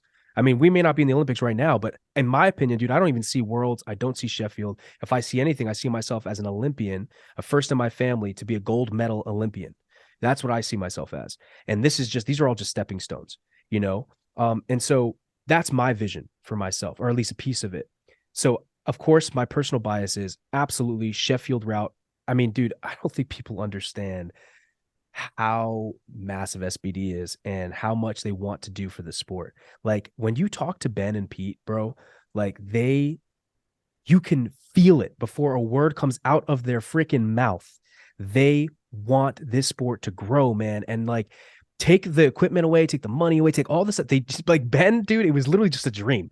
Like, and anybody who's on the inside knows that this was not like a crazy profit, money-making machine. Sheffield was going to be it. No. That's not what this was, man. They put up a lot of money. They did what they had to do to create something that's never been done before. You should respect that. You should appreciate that. Dude, like, I'm telling you, the experience as an athlete, unfucking paralleled. I'm not going to lie to you. I hate world championship competitions. They suck. They're boring. They play elevator music. It's dull. It sucks. It sucks. Honestly, like, I'm not trying to shit on it. It's just what it is. It's fun in the sense that I get to see my friends and I get to compete with my friends and go head to head and see what we're made of. And that's awesome. But the Sheffield, man, is unmatched, unparalleled. They set the precedent. They showed the world what an IPF sanctioned meet could be. They showed the world what it could be. They tested the waters, and that's why I'm so excited about it. And so, as my personal opinion, absolutely 100% come over, like, compete, Earn your way to Sheffield. You will not regret it. But that's my personal opinion. Of course, I believe that anybody who's listening is capable of doing that. You have to believe it too, And so if you truly in your heart feel like, no, man, I'm comfortable competing in the States and I want to go to the Arnold and that's your thing, then do it. That's fine. But 1000%, like, my bias is Sheffield is the way. Worlds, man, the 76 kilo, 93 kilo class was one of the best sessions I've ever commentated on. It was phenomenal. That was crazy, dog. You could get it gets pretty intense. But also, I want to talk to you about the World Games is now going half Raw. So it's good. There's going to be a Raw division in the World Games. Now, the World Games, for anybody listening, I know you're huge into the Olympics. The World Games happens once every 4 years, just like the Olympics. Multi-sport, just like the Olympics. There's like an athlete compound, just like the Olympics. Have you seen footage of what, just to wrap your head around, Gavin? I know this is going to be huge for you. I want to show you, and anybody listening, I know there's a lot more listeners than our viewers, but if you're on Spotify, we have video on Spotify. These are also on YouTube, much smaller channel, but on Spotify, you could watch this. But Gavin, I want to show you what the World Games opening ceremony looks like. And then let's talk up a stitch what the World Games is going to be like. Yep. But one sec here.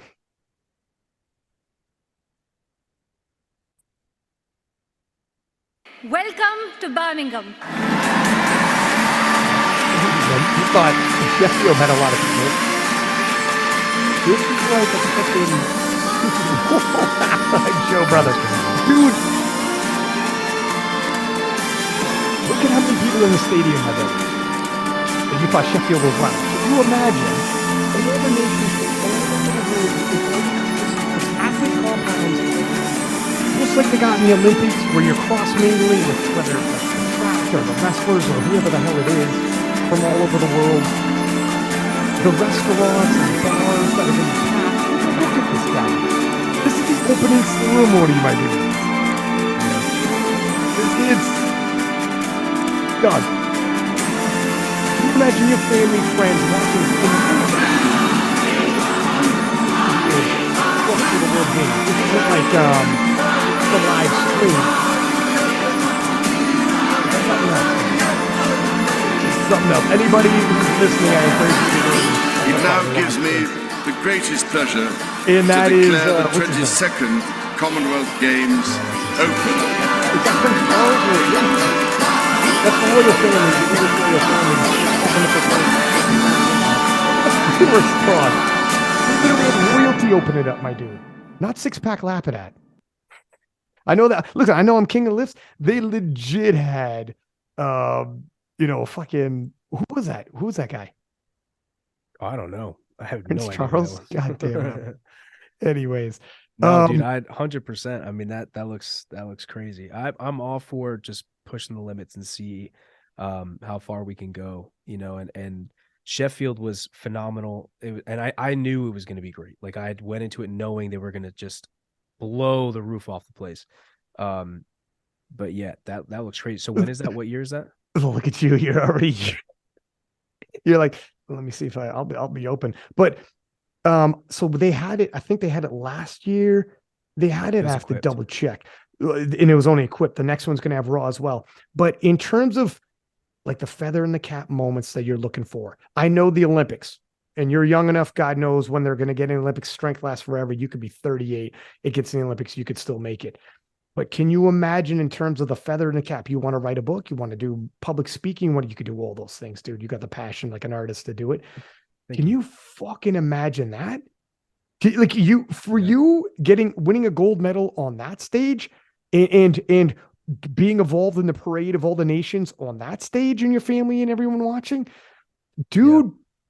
I don't know if my God, man. No, it would be incredible. It would be an honor. And that's absolutely. I mean, again, for me, I think about just being the best and being a champion and, again, pushing myself to see just how far I can go in any discipline, for this. I mean, I was telling somebody the other day, dude, like I remember walking into the gym like 3, 4, 5 years ago and seeing like my posts would never get reposted by King of the Lifts.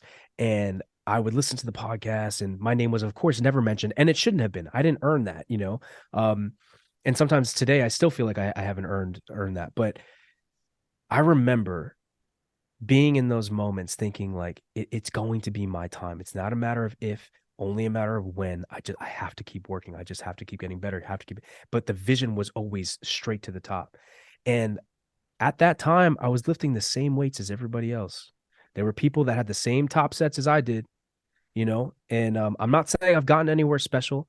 I'm not saying I'm super fucking strong and all this other dude, brother. I'm nothing. Like, honestly, like I keep losing. So that should be, that should be a came in evidence for third. what I I'm saying. don't know. But Losing's a tough. All right. But point is, you look back and you're like, man, dude, you show yourself anything's possible. You have to set your mind to it. For this, man, absolutely. I mean, if it falls in line with what I believe is meant for me and what I believe, is what the people would want, and if it's something that moves me in the way, absolutely, 100%. And that's a conversation, of course, I'd have with my team and SBD. I'd absolutely talk to them and see what their thoughts are on that stuff. Of course, as of right now, my goal is to get back to Sheffield, absolutely.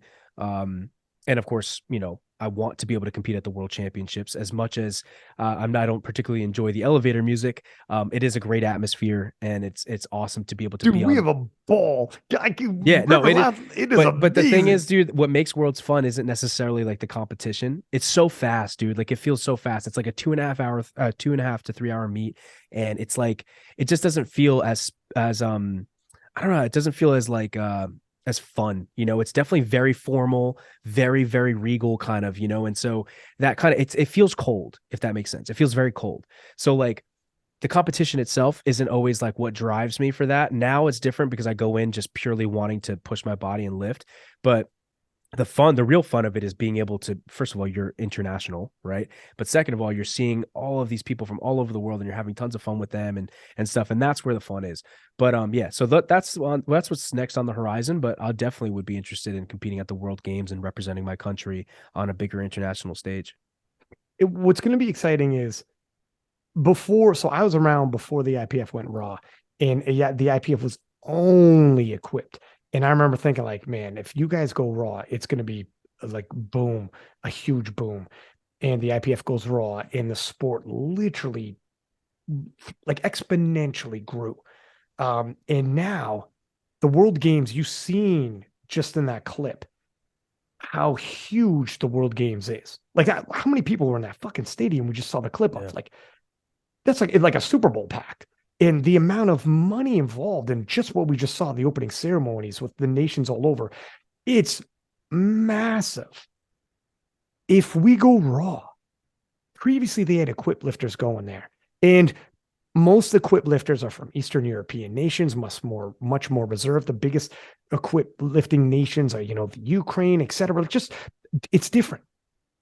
We go raw at the World Games on that stage. Now you bring in Gavin Adin, Jesus Oliveras, Taylor Atwood, you and Keiko battling, or whoever else comes over from the USAPL, a Bob Matthews. You bring in these fellas on that stage, and are you telling me we won't? You've seen what we did with Sheffield. Are you telling me we couldn't tell the rest of the world this is something that you want to get behind when everybody's watching? Yeah, man. I know what Raw did, and I know we can do at the World Games. This can be huge changing. Yeah. This is a huge deal that the World Games is about to go raw. And the doors that could open off this, I hope, I don't want to get ahead of myself. Everyone's got to earn their way on.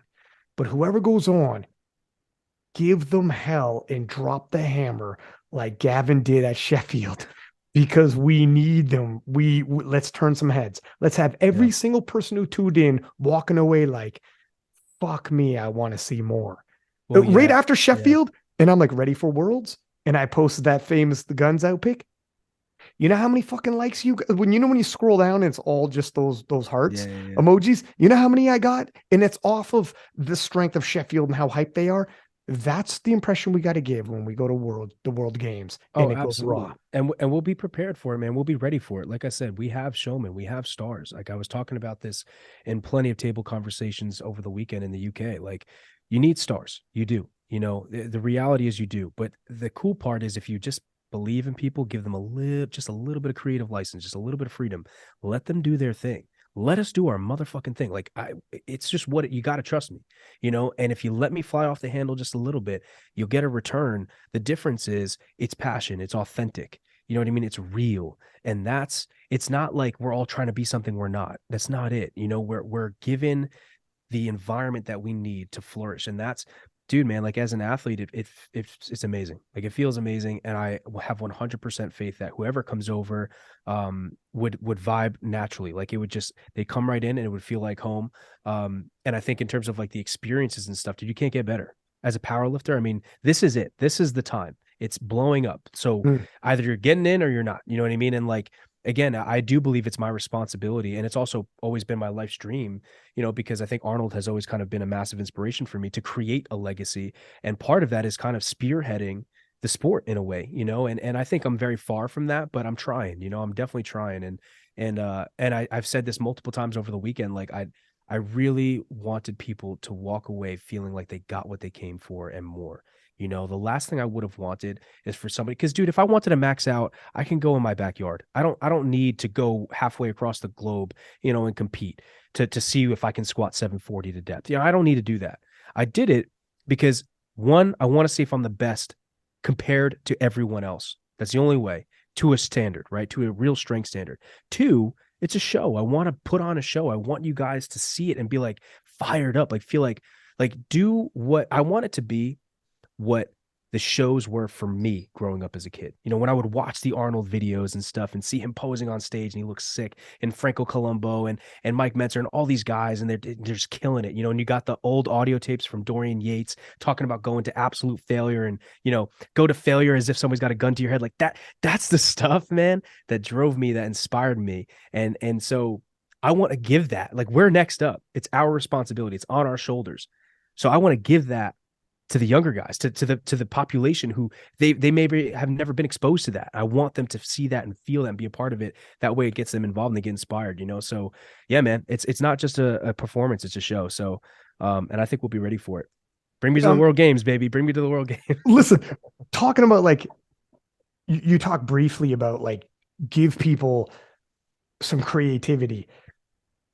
I know there's a lot of other sports out there. I'm sure there's other like stars from these sports, but in all of the sports that are below the big, you know, hockey, soccer, American football, basketball, baseball, MMA, boxing, in the sports below that, what are we fucking talking about? Like, okay, cricket in certain spots, but I mean, you know, like the sports on the powerlifting level. Who has built what we built off of our stars and what those stars have independently done? I was sitting at a table with you, Penna, Taylor, Leah Bavois, Ben.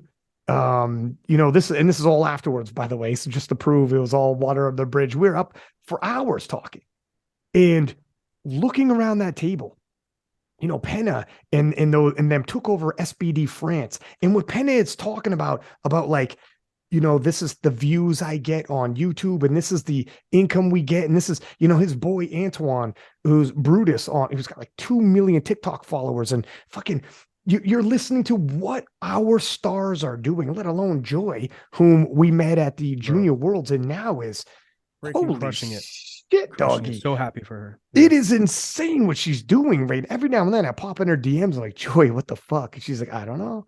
It just is what it is. I'm like, well, keep pushing. Had her on the podcast, and she's like, I mean, you met her in Turkey, but she could not be a nicer kid. I say kid, she's 18. Nice, yeah, she's genuine. And look at what we do. Look at what we do from powerlifting to guys like you, Taylor, Russell. We can do so, like King of Lifts podcast just came up independently, man. Here's what you got to do, young man. Here's the pathway. We just do it. And other sports of our size and our niche don't have infrastructure like this made by just the people participating. They just rely on the governing bodies to give them infrastructure or sponsors to come in to do things. Even SBD is just fucking Benjamin Banks with a vision.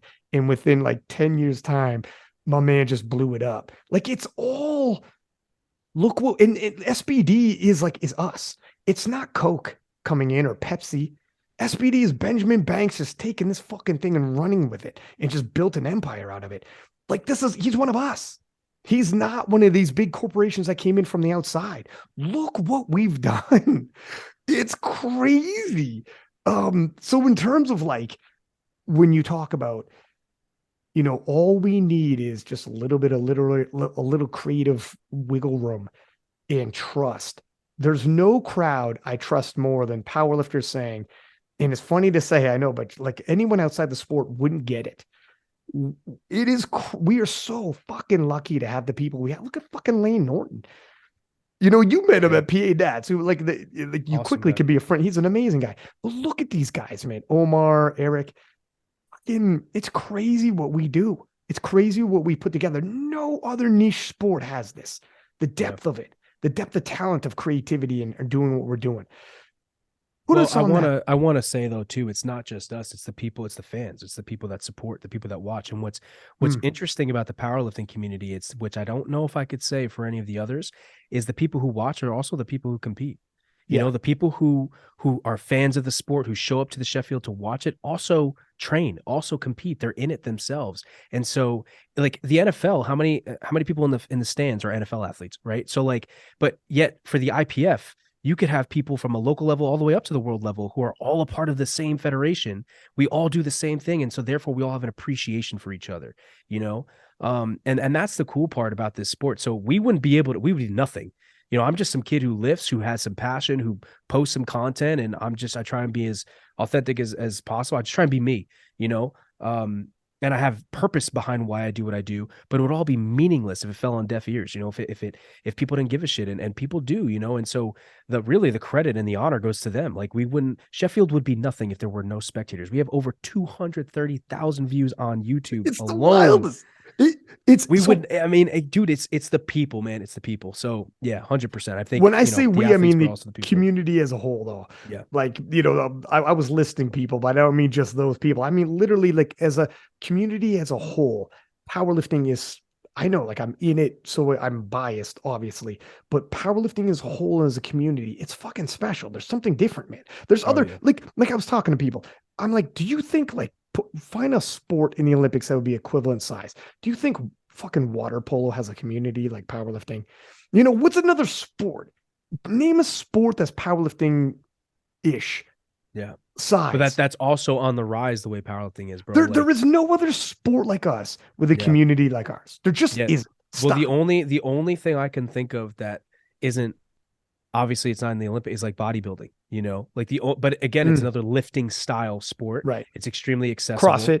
Yeah, CrossFit. But yeah, but that's it. Like it's I completely agree. It's when it comes to our community, that's why when we talk big about what the sport might be in like 5, 10, 20 years, I am more optimistic just because I see how different this is. You could see the groundswell. It's like bound to happen. Somebody's going to emerge amongst us, like another Benjamin Banks style dude who's just going to go even further. People are emerging from this community from everywhere. Somebody's going to emerge. And I'm going to fucking latch onto their back and ride their coattails like you ain't never seen, Playboy. All right. I don't know where he's coming from or she's coming from, but maybe it's Joy. Okay, she's 18. It might be, dude. By the time Joy's 30, I got to keep in contact with that young lady. Yeah, but dude, she's crushing it, man. I'm super stoked for her. That's awesome, dude. She gained like 1 million followers in the fall. Forget about TikTok. TikTok is what it is. Instagram, she's at like 640,000 right now, bro. No, she's got to be more. Hold on, let me see on Instagram. Let me see. But might be at 660. Hang on. Crazy. I think you undercutting. And see Joy, see how he's going to do you, and watch how I'm going to stick up for you. For those of you guys who are listening, okay, she's 600. What is it? Joy Sistina. That's her at. It's Joy's Joy's Fitness _ That's what it is. Yeah, she's at 600,000. Okay, so I gassed her up. Yo, get fuck out of here, bro. You gassed her up. I said I would 640 say, at first. but it's That's still crazy. It's crazy, man. It's crazy. It's awesome. I mean, that's what the sport needs, though. Like, that's what people got to understand. And I think SBD does a good job of valuing that. People got to understand that, like, you know, to fill the stands, to fill the seats, to get the eyeballs on YouTube watching the live stream, you need us. You do. You need us. We are the marketing. We are the branding. We are the reason, you know, and it's just, I get it. There are new athletes every gen. Tomorrow, somebody come out of the wood. I get it, but they ain't me and they ain't Joy. It's what it is. We are building something. And it goes far beyond just us. You know what I mean? So, like, again, man, I can't stress it enough. Like, it's the fans and it's what we're doing as a community, but more so as athletes to push the growth of the sport, bro. I think if we all can move together like a train, you know, if we can all just chug along together, man, dude, we'll be unstoppable. I think the sport will absolutely be unstoppable. What I do like is that Sheffield was a showcase of like the Road to Sheffield series they did, and it was like Gavin versus, you know, is individuals versus individuals. Yeah. And you know, that's why when people were taking to the platform and it showed your videos and like Delaney's doing his damn thing, and you know, it's like only Delaney could do, and it showed some personality there. And who knows, man, maybe by year 3, 4, whatever, you could do the next slit, and yeah. you come on the stage, same braided hair, but now you got blood. I know, dude. I was thinking that. I was like, how am I gonna top what I did at Sheffield? Dude, So it's the war paint, it's the blood on the chest. I know. It's everything, man. It's you come in, you're walking in there, and in your belt, they're like, does he have a small knife tucked into his? Is that an axe? Is that an axe tucked into his belt? And it's like, and you're like, that pass equipment check. I just want that noted. That's an Alico axe. It's a Alico branded blade. Yeah, but, we'll think of something. I already got some ideas, but it's cool, man. It's good because I think it's exciting. You know, we got people talking, you know, and that's what we need. That is what we need. We need people talking. We need to give people stories. You know, it's part of the brand, and that's, again, it's just what makes things more fun. Like, it just makes things more fun, you know. And so I hope people are enjoying it, man, because we are trying. And I know SBD worked their asses off. Obviously, invested tons of money to make it happen, but those videos, I mean, I don't think people realize, like, they're international, right? Like, you've got, like, in the US, we take it for granted. Oh, we need a videographer, we need a photographer. Okay, like Sierra, she works with I think her Instagram is Calvary. She's phenomenal. She works with me, Taylor. She does my reels now. Yeah. Oh, yeah. Dude, she's awesome, man, right? She's local, so she's like an hour away. Bro, you're talking about like New Zealand or Japan. You first got to find somebody, communicate, you know, over to them, get them to go over, film. It's a process, man. So it's a lot of work. It's a lot of work. And, you know, I know maybe some people, you know, there will always be people to throw stones, but just like how I say when it comes to like athletes and giving them the benefit of the doubt on the platform when it comes to their attempts, just as the rule book says, I think it's important that referees, judges, everybody, we all have an appreciation for what each person is doing. The only way you can really get that is if you kind of try to experience it yourself a little bit. But the cheat way to do it is just take a second, think about it in your head, close your damn eyes, think about it in your head. Okay, what would it feel like to be in their shoes? How hard is it to do that? And would I be willing to do that myself? You know, and when you do that, you kind of have this sense of gratitude and appreciation for every single person involved and every moving piece that has to align. And that's why I think Sheffield was so amazing, you know, and I'm so excited for what's to come because I know how much went into this and how much love and passion was poured into this, you know, by everybody involved. Dude, I mean, I know, you know, but like talking to guys like we mentioned Pete Ben, but like even Justin, and he went like 3 days without sleeping. He worked. Yeah. I'm like, what are you doing tonight? And he's like, oh, I'm like, us filming that like 3-minute intro took forever, by the way, because we filmed like we're filming in several different locations for whatever. And just like in a show or a movie, when it takes like 3 hours to get 3 minutes, it really is that that's where they're at as well. And then afterwards, when we're finally done, I'm like, what are you doing? He's like, I have like, he would go to sleep at like 6 a.m, wake up at like 8, turn it around and keep it pushing. Like it's insane what guys like that do. That's why, like, yeah, like for sure, show appreciation with, you know, I know you do, but like for anyone listening, it takes a crazy amount of work by everybody. Do you want to play the name game, sir? Of course, we could do. Yeah, absolutely, Let's absolutely. do it. We just got to be a little careful. But hey, not you say Don't what get me you in want. trouble now. You know what I mean? You depends where your mood's at. It's just, I'll Yeah, throw- it really does. You know, It- it's funny. it really does. What's today? Okay. Friday. I had SPD today. Oh man, I don't know. My body's a little beat up. Hopefully Might you're get a raw tired. form. I don't know. The thing is, I'm like, hopefully you're a little tired, but you had some passion earlier. Yeah. We both did, dude. But let's not get ourselves in trouble. Okay. We'll start it off an obvious one. Jonathan Keiko. Respect. Absolutely. Just respect. Lots of respect for him, for his work, and for everything that he gives to the sport, and for his competition, of course, because it pushes me to be better. Jesus Oliveras. Love, man. I love Jesus. I love his brothers. They treated me like family. And you know, he may not know this, but I mean, I really do admire. I don't put him on a pedestal. I admire him for who he is and what he's been doing, not just for the sport, but for himself, but also as a man. I know he's a man of faith as well, and I do look to him a lot for, you know, for inspiration, but also almost like just as like a brother, kind of almost like a friend, you know, like a really close friend that, you know, you use to kind of hold yourself accountable and keep yourself to a specific standard. You know, he's that for me in some ways, from afar sometimes too, but you know, he really is. So I have a lot of love for Jesus. He's also the strongest motherfucker in the world. So Legit of all time. Taylor Atwood. Oh, my boy. I'm gonna say Captain America because that's like the first thing that comes to mind. But he's a leader, man. He's a leader. I think that's the best way to describe him. I think people don't quite understand what goes into creating what he's created. I mean, you know, he's a little older. He works a full-time big boy job. You know, he's got a lot of responsibility. He has a child, a wife. He's got a family, man. You know, he's got, and he's trying to do the content stuff. He's got sponsors. He's got all this stuff. And yet still, you know, manages to be a top dog. And so I think he composes himself really well. I think he's a leader, man. He's a leader. Brendan Petrie. Oh, man. I want to say love as well. I just don't want to like keep using the same words. It's hard not to. I have a lot of love for Brandon. I've only had a few conversations with him, honestly. But I have a lot of respect for people who stand their ground, but with good intention, if that makes sense, who can own their mistakes, who can, and I'm not saying he's made mistakes, but can own who they are for everything, the flaws, the good stuff, the bad stuff, everything. And that inspires me in a lot of ways. Again, similar to Jesus, he's a man of faith, you know, and that's really inspiring for me. But he's honestly, man, like when I see him, I just see kind of like a positive light, and I really am rooting for him. He's obviously extremely, extremely strong.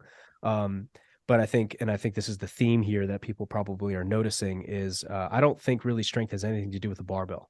You know, at some point, all of it, it's just numbers. You know, it's so much more than that. It's the character of the person who's lifting, you know, not the weight that they're lifting. And so from what I've seen so far and like all my experiences with Brandon, he's somebody who has really, really strong character. And I cannot wait to see what he does. I think he's competing again in like 9 weeks. I'm very excited to see his comeback. You know, we can rise. And I know that that's how he's thinking and that's how he feels. And I believe in him, you know, so I want the best for him. And yeah, man, I have a lot of love and respect for him. And he's definitely given me some love as well. And I really appreciate that because, you know, I think what's cool about being at the level that we're at here is that like one of my greatest memories in powerlifting or just in lifting in general was when the first time Ashton Ruska ever reached out to me was in the DMs, and it was after the Raw Nats experience, and I might have had the opportunity to compete at Worlds, which obviously we ended up having that opportunity. And long story short, he basically was like, "Look, man, you know, I'm pretty impressed with who you are. I think you have what it takes to go to get to the top. I hope that you seize the opportunity when it comes," essentially is what he said. I have the screenshots for all that stuff. And at the time, and still to this day, really, he's like one of the only lifters who I truly just have so much, like he genuinely inspires me so much. And I have so much love and respect for him that meant the world to get that from him. And so it's kind of like that when Brandon and I have conversations, it kind of feels like that, you know, it's almost like an acknowledgement of your own, and it means something because I know how hard we all work to be here. Yeah. So I know it's a long-winded answer, but I have a lot of love and respect for Brandon. Russell or he? Again, I have a lot of respect for what he's doing. I know that there's been like a lot of drama recently and stuff. I try to stay in my lane. I've tried to kind of evolve as a young man. I stay in my lane, man, and I really try and focus all my energy on what I'm working on and what I'm trying to build. And as I've said before, I am filled with tons of fucking flaws. And so who am I to judge? I really don't know what's going on, and I don't know much about the drama and stuff, but I think people forget what he's built. He has absolutely spearheaded the culture in terms of powerlifting, raw powerlifting, and has blew up the sport. Like, I think if you were to say that he hasn't played a hand in that, I think you'd just be blind and deaf. Like the reality is he's absolutely played a role in growing the sport, which is a positive. That's a plus, right? Whether you like him or you don't, he's grown the sport. He's pumped more money into the sport. I mean, he owns a very successful business, GBT. And so, as far as I'm concerned, in a way, he's providing something, he's making a positive impact on people who buy, anybody who buys that stuff, they're doing it for a reason, So, so I think you have to kind of respect, almost like you have to respect it, like, period. I personally, I like him a lot. Like, he's always been very, very nice with me. Obviously, I think people hate to admit it, but he is one of the best in the world. Like, he is, until somebody dethrones him. Like, this is what the thing, man, everybody keeps talking all this freaking shit, man. Do something about it. Yeah, you're tired of him being the best, then go fucking do something about it. Like, that's what I'm here to do. I hope he comes to the IPF. I hope he does what he's got to do in the 83s. Maybe he'll come up to 93. Maybe I'll go down to 83. Taylor will come up to 83. We can all hash it out. I think that'd be awesome. That'd be amazing. But I can't complain about, like, you see what I'm saying? Like, it bothers me that people, because I know a lot of people throw shade at everyone in the sport who seems to be doing like better, I don't think we're all perfect enough to judge each other to that degree, and more importantly, I think it is fair to say, to give credit where credit's due, he is one of the best in the world at what he does. He's probably arguably one of the most successful powerlifters financially, and if we're talking about social media value, definitely social media value as well, out of all of the powerlifters, right? Especially on the tested side. So again, I think it's only fair to respect that, and I think yeah, like I said, I have a lot of respect, and I've learned a lot from him over the years, but I have a lot of respect for what he's building and what he has built. Joey Flex. And I hope to compete against him again one day. Who would you say? Joey Flex? Joey Flex. Similar situation. I mean, I really don't, I don't have anything negative to say. I like I said, I've kind of stayed out of a lot of the drama and stuff. Joey Flex, because a lot of people don't know this, Joey Flex was my very first powerlifting coach. And I had stopped working with Joey after my second meet, and that's when I had started working with Alex. And this, I think, was probably back in 2019 or 2020, something like that. So, yeah, I mean, I've had a previous relationship with Joey to that degree, but, I really don't know him that well. And, I've competed against him multiple times. Yeah, man, I don't, like I said, I don't really have anything negative or positive to say. I think similar to Russ, I think it'd be kind of asinine to deny the impact he's had on the sport. Whether you think it's net positive or net negative, there has been an impact, and I think he has helped grow the sport. And I definitely would not want to take that away from him. And I do, I don't know too much about like the business side of how he scales and how he does things, but my close friends, Jesus, Isaac, Mikey, these are guys who are coaches under Flex. And, to me, that's special. He's given them to some degree an opportunity to feed their family, and that's something, whether or not we could sit here and argue whether or not they'd be able to do that on their own anyway, it's still, the reality is they are Flex coaches. And so because of that, you have to, I respect that, I do respect, I just respect the business and I respect that stuff. But yeah, nothing, neither negative or positive. I think, we shared some conversations over in England, and I look forward to competing against his athletes again. Ben Escrow. I mean, he's tall, he's taller than me. It's tough for me, obviously, because I'm still not sure how I feel about things. I think, unfortunately, I have heard some things after the fact of, some people telling me about some things that have been said behind closed doors, not necessarily from Ben, but just from TSG as a whole about me and stuff. And, it's unfortunate. It is what it is. I'm very grateful. Here's what I'll say. I'm very grateful for Ben. He was my coach at one point, and I think he did really care about me as an athlete when I was his athlete. And I think if TSG didn't care about me as an athlete, they wouldn't have let me go. They would have just like kind of let me hold on and, and just keep me injured forever kind of thing. But they did care about me. They wanted to see me grow, at least probably in those moments. And, and that's why they probably let me go, because they knew that we just weren't going to be the right fit, and I appreciate that. And I respect that. And I'm grateful for that. So yeah, I learned a lot from Ben. And and I will say this, I fucking love Ben's pre-workout from Elemental Formulations. Phenomenal. Like phenomenal supplement. I really do like it. So yeah, like what's your promo code, by the way? Free promo, bro. I don't have a fucking code, dog. Well, that's actually pretty respectfully. I don't think he can afford me, but respectfully, I don't think he can afford me. But regardless, I think it's a phenomenal product. I'm sorry, Ben, I had to throw that in there, but no, I think it's a phenomenal product. I use it all the time. I use it at Worlds. I just ordered like 2 more tubs. So I think he's doing a great job with that. And obviously he's a great coach because he coaches some great athletes. And a lot of people have a lot of respect for him. He does crazy game day handling. I think he's handling lane again. So look, he's established, man. He's smart. He's established. He's a great coach. He was nothing but nice to me in person, like really genuinely. Like he was the bigger man in some of those situations where I wanted nothing to do with him. And he knew that, and he understood that, and he didn't take that personally. We talked it through, and I have to respect that, so I am very grateful for that. And at least in person, face to face, we've had some very good conversations. And I, like I said, I although he wants to protest my lifts, you know what? It's all right. It's fine. Now I know what to expect. You know what I mean? Exactly. I'll say this. I talked to Ben about you, just me and him, and he was 100% nothing negative, and was like, only on sports, you guys do not see eye to eye on that. But in terms of like you, he does not have anything personal against you. And he 100% was like, I want to talk to Gavin later. And he ended up talking to you later that night again in the lobby. That was afterwards. I already talked to him. Whatever you alluded to earlier about like discussion behind, take it with a grain of salt, because no, yeah, absolutely. Some people, I also even talk to, like, some people, if someone says something like, I don't like that Gavin did this or did that, they might be echoing what you already said about your own actions, but doesn't mean their wholesale take on you is offensive towards Gavin. They might be like, no, I like Gavin. I wanted to be good with him. We had a hot moment. It might be literally someone repeating something they said in regards to a hot moment, but I could tell you straight up, and I know you like, I'm not going to bullshit you. He wasn't, he was talking to me about it, and he was not like on a personal level.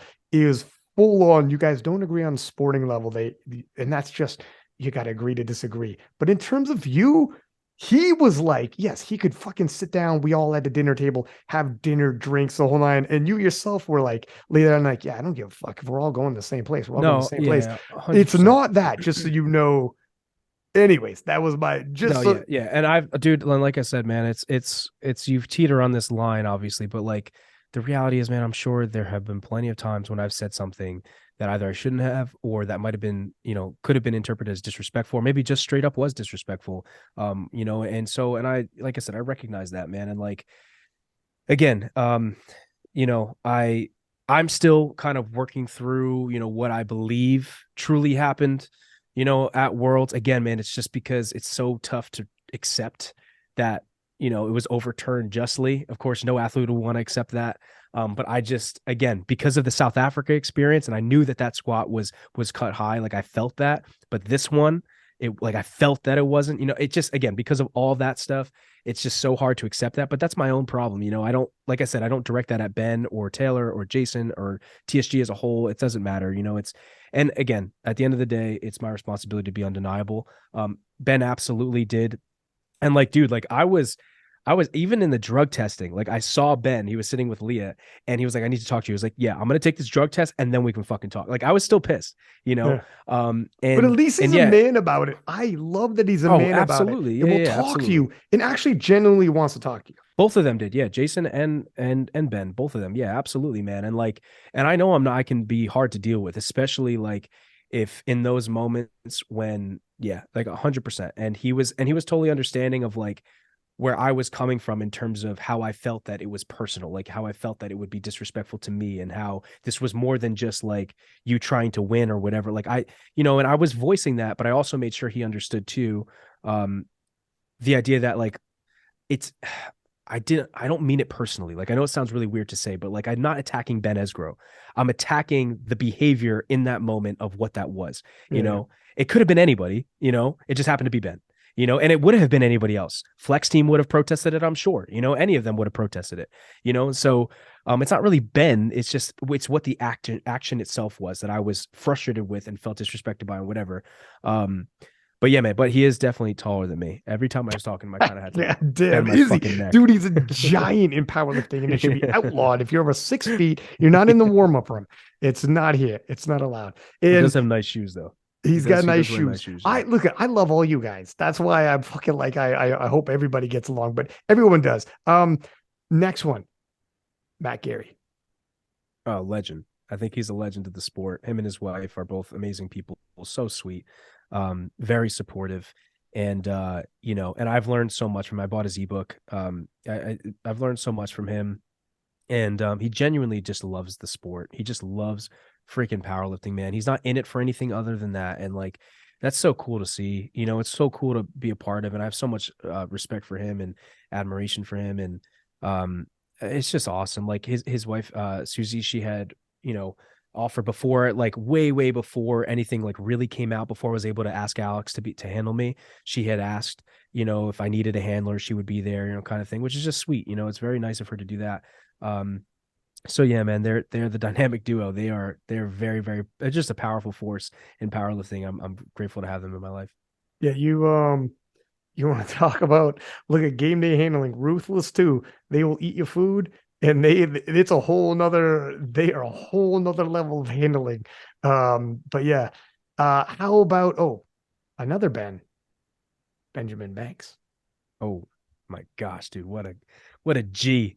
Absolute unit, that guy. I just love being around him because like he's kind of quiet, but sometimes he'll laugh and like he'll give you these hints of like, yeah, you don't sound completely stupid, so you can keep going, kind of thing. And it's awesome. Like dude, man, I think Ben is such a great guy. And like I was telling I don't know him that well, obviously. I've only been lucky enough to have a couple conversations with him. But he's the one thing that I will say that I just love about him. He's extremely receptive to everyone around him. Like, dude, I have a million ideas every second, and I talk out of my ass all the time. And who am I, And yet he was still receptive to me, which I really do appreciate. Like, it felt like he was kind of like one of us, so to speak. And I really do appreciate that, because I think it, makes me feel valued, but it also kind of teaches me that you can be in this position. You can be responsible for so many people and for the success of so many things and still be grounded, and still be a part of the family. Like, you can do that. And that was something that I hadn't seen, because I'm used to the cutthroat industry of brand deals and how everything works kind of behind closed doors and all that stuff. That's what I'm used to. And you kind of always have to like read the contract, look at the four walls of the contract and make sure your ass is cut, all that stuff. With Ben, it doesn't feel like that. And I really appreciate that, and I also really love, first of all, from a business perspective, I would love the opportunity to sit with him even for just 20 minutes and just interview him, just ask him questions about how he's done what he's doing. But you have to respect it, what he's been able to do for the sport, what he's been able to do with SBD, what he's been able to do with all of us athletes as a result. We would not have had this opportunity had it been for SBD, and so, yeah, man, I have a lot of respect, love, and appreciation for everything he's doing. And like I said, I think he's extremely receptive, and he doesn't have to be. He does not have to be as nice as he is, and yet he is, and that's like, it's just so cool, man. It really is cool to have, at least in those moments, have access to somebody like that. It's really cool. It's yeah, there's moments where in terms of like guidance or advice or whatever, he's a hell of a hand to have if you're sitting at that table. And yeah, it's pretty cool when you like stay up. Like one of the nights we were at that table, just stayed up pretty flipping late and just shooting the shit, talking about powerlifting or talking about whatever, just joking around and the whole time. And yeah, you were tossing out ideas, and he will hang out. He's one of us though. He is legitimately one of us who had a vision and made it happen. And it is just like, how did you do this? That's why when he's at the table, it's like, how did you do this? But you do get the impression he is just like us. Yeah. He just, I don't know. No, It's interesting when you get close to somebody like that, huh? Yeah. Where it's like, how did you make this happen? What happened? How crazy is this? Last one, Delaney Wallace. Oh my gosh, come on. Man's a fucking ballerina at this point, bro. The guy's dancing every 5 seconds. Bro. I had to give you a softball one down the middle. You and Delaney are like an amazing. You guys need a reality TV series, dude. It's funny because we're so different, yet we're so similar in so many ways. Like we both think like the same way, but like our approaches are just different. Like I'm in the back, like Taylor's like vibing, like you could tell he's just vibing. I'm in the back, like either I'm just like super chill, like laughing with people and shit, or if I'm getting ready, I'm like getting amped up, you know. Delaney's just fucking dancing the entire time. And I'm like he'll be like, bro, I literally was thinking, I was like, bro, what the fuck are you doing? This dude was just like freaking getting into it in the warm-up room, and it's like third attempt deadlifts are coming up. And I'm like, bro, man, you got to get serious, dog. But it's him, it's just what he does. He felt loose, he felt good. And yeah, he's my boy, man. I love him, man. I really do. Like, there are very few people in your life who genuinely want the best for you, who genuinely root for you, who aren't going to talk about you, you know, when you aren't there. And that's him, man. He's one of those people. Like, he genuinely just is. Him and Taylor, you know, I really appreciate his friendship. I think he's a phenomenal athlete. I think he's just getting started. I think, you know, he's gone through the trenches to earn his place as an 83 in this sport. And I think you and I both know that, you know. And it's a tough act to follow or compete with when you have someone's legacy like Russ, you know, like it is tough. Hacking Russ, really, right? So, you know, and Delaney is, I don't see anybody else really taking that shot. I don't, you know, and I want more people to do that, but legitimate shots, I haven't seen it yet. And so you have to respect it. You have to fucking respect it. And yeah, man, Delaney he's one of those guys that like you can count on, you know what I mean? You can really count on. He's my boy. Yeah, dude, he's funny. He's so funny. He will say some things, man, and you're like, dude, where the fuck? Like, he'll just, yeah, he's funny. I hope he's one of those characters that like just kind of lights up a room, and I hope everyone gets a chance to meet him because he's great, man. And I do think he deserves what's coming to him. He's the world's strongest accountant. So you're damn right he is. And to your point, like, yeah, there's a lot of good 83s, but he had Russell Orh's record like 2 inches away. In the palm of his hands, dude. 2 inches away, dog. Past his He went for knees, it. up to his thighs. Yeah. And it was like, holy fuck, he might actually. Like, who would have thought? Like, that's how close he came to Russell. To like, if Russell's not in his A game, there it is. He's pulling for. If Russell was there that day, he would have needed to have been as strong as he ever was in his life to have beaten Delaney. And Delaney still would have been 2 inches away. Like, Russell would have been in the back watching it out on the monitors. Like, holy fuck! And we would have all been talking about it. Do you know what lift? How much weight was that third pull? What was that? I mean, I could look at. I'll pull it up right now because I know that he pulled 750 in training, and it was like an RP 9, you know, like he had an extra rep almost, it looked like, with that. It was a 330 was a second. He missed 337.5. Okay. So it's that's slightly just under less. 7. Yeah. So like under. it should have been there for sure. I wonder what happened. I know he was upset after for sure, obviously, but similar to like my squat, look, you have to, this is textbook. This is day one stuff. If you're trying to be great, you have to learn to compartmentalize. You have to learn to let go. You just do. Use certain things as fuel, absolutely, but you have to learn to detach yourself so you can keep moving forward. The best analogy I can give is burning off dead wood. You have to. You have to burn off pieces of yourself, old pieces of yourself, if you want to be grown anew. Like, it's just what it takes. You know, if you want to rise up, you have to fall to ashes at some point. And that's man, it's tough and it sucks. It feels like you get punched in the mouth, but then you're better for it. You're stronger for it. You learn from it. You keep fucking going. And it creates a great story. It creates a phenomenal story. I mean, Delaney had that shit in his fucking hands. Everybody was talking. Everybody was saying, oh, he doesn't deserve it. He's not this. He's not a, if Russ was there to, okay, you sure? Because he fucking did it. Yeah. And not only did he missed that third, but he still ended up with a PR total, 835. Yeah. Which, Well, what was the Carpino score that people had to hit at Nationals? 825.5. Okay. He's so well beyond that. Yeah. come on, dog. Like, you see what I'm saying? So look, he's my boy. Obviously I'm biased. I'm gassing him up a little bit, but like, anybody who's saying, he doesn't deserve to, because I know what's going around. We both know what's going around. It goes in one ear and out the fucking other. It's fueling him, because I'm telling you, man, he's earning his place, man. He's earning his place among the greats. And listen, like, as far as I'm concerned, he's more of a legitimate, true world champion than I am. I just have a junior world title. He's got an open world title, so yeah, I mean, what more can I really say, in terms of his performance? But I think I think the best is yet to come. And I know he's hungry. So in terms of, you had said something about Delaney. Here's like, in terms of genuine people,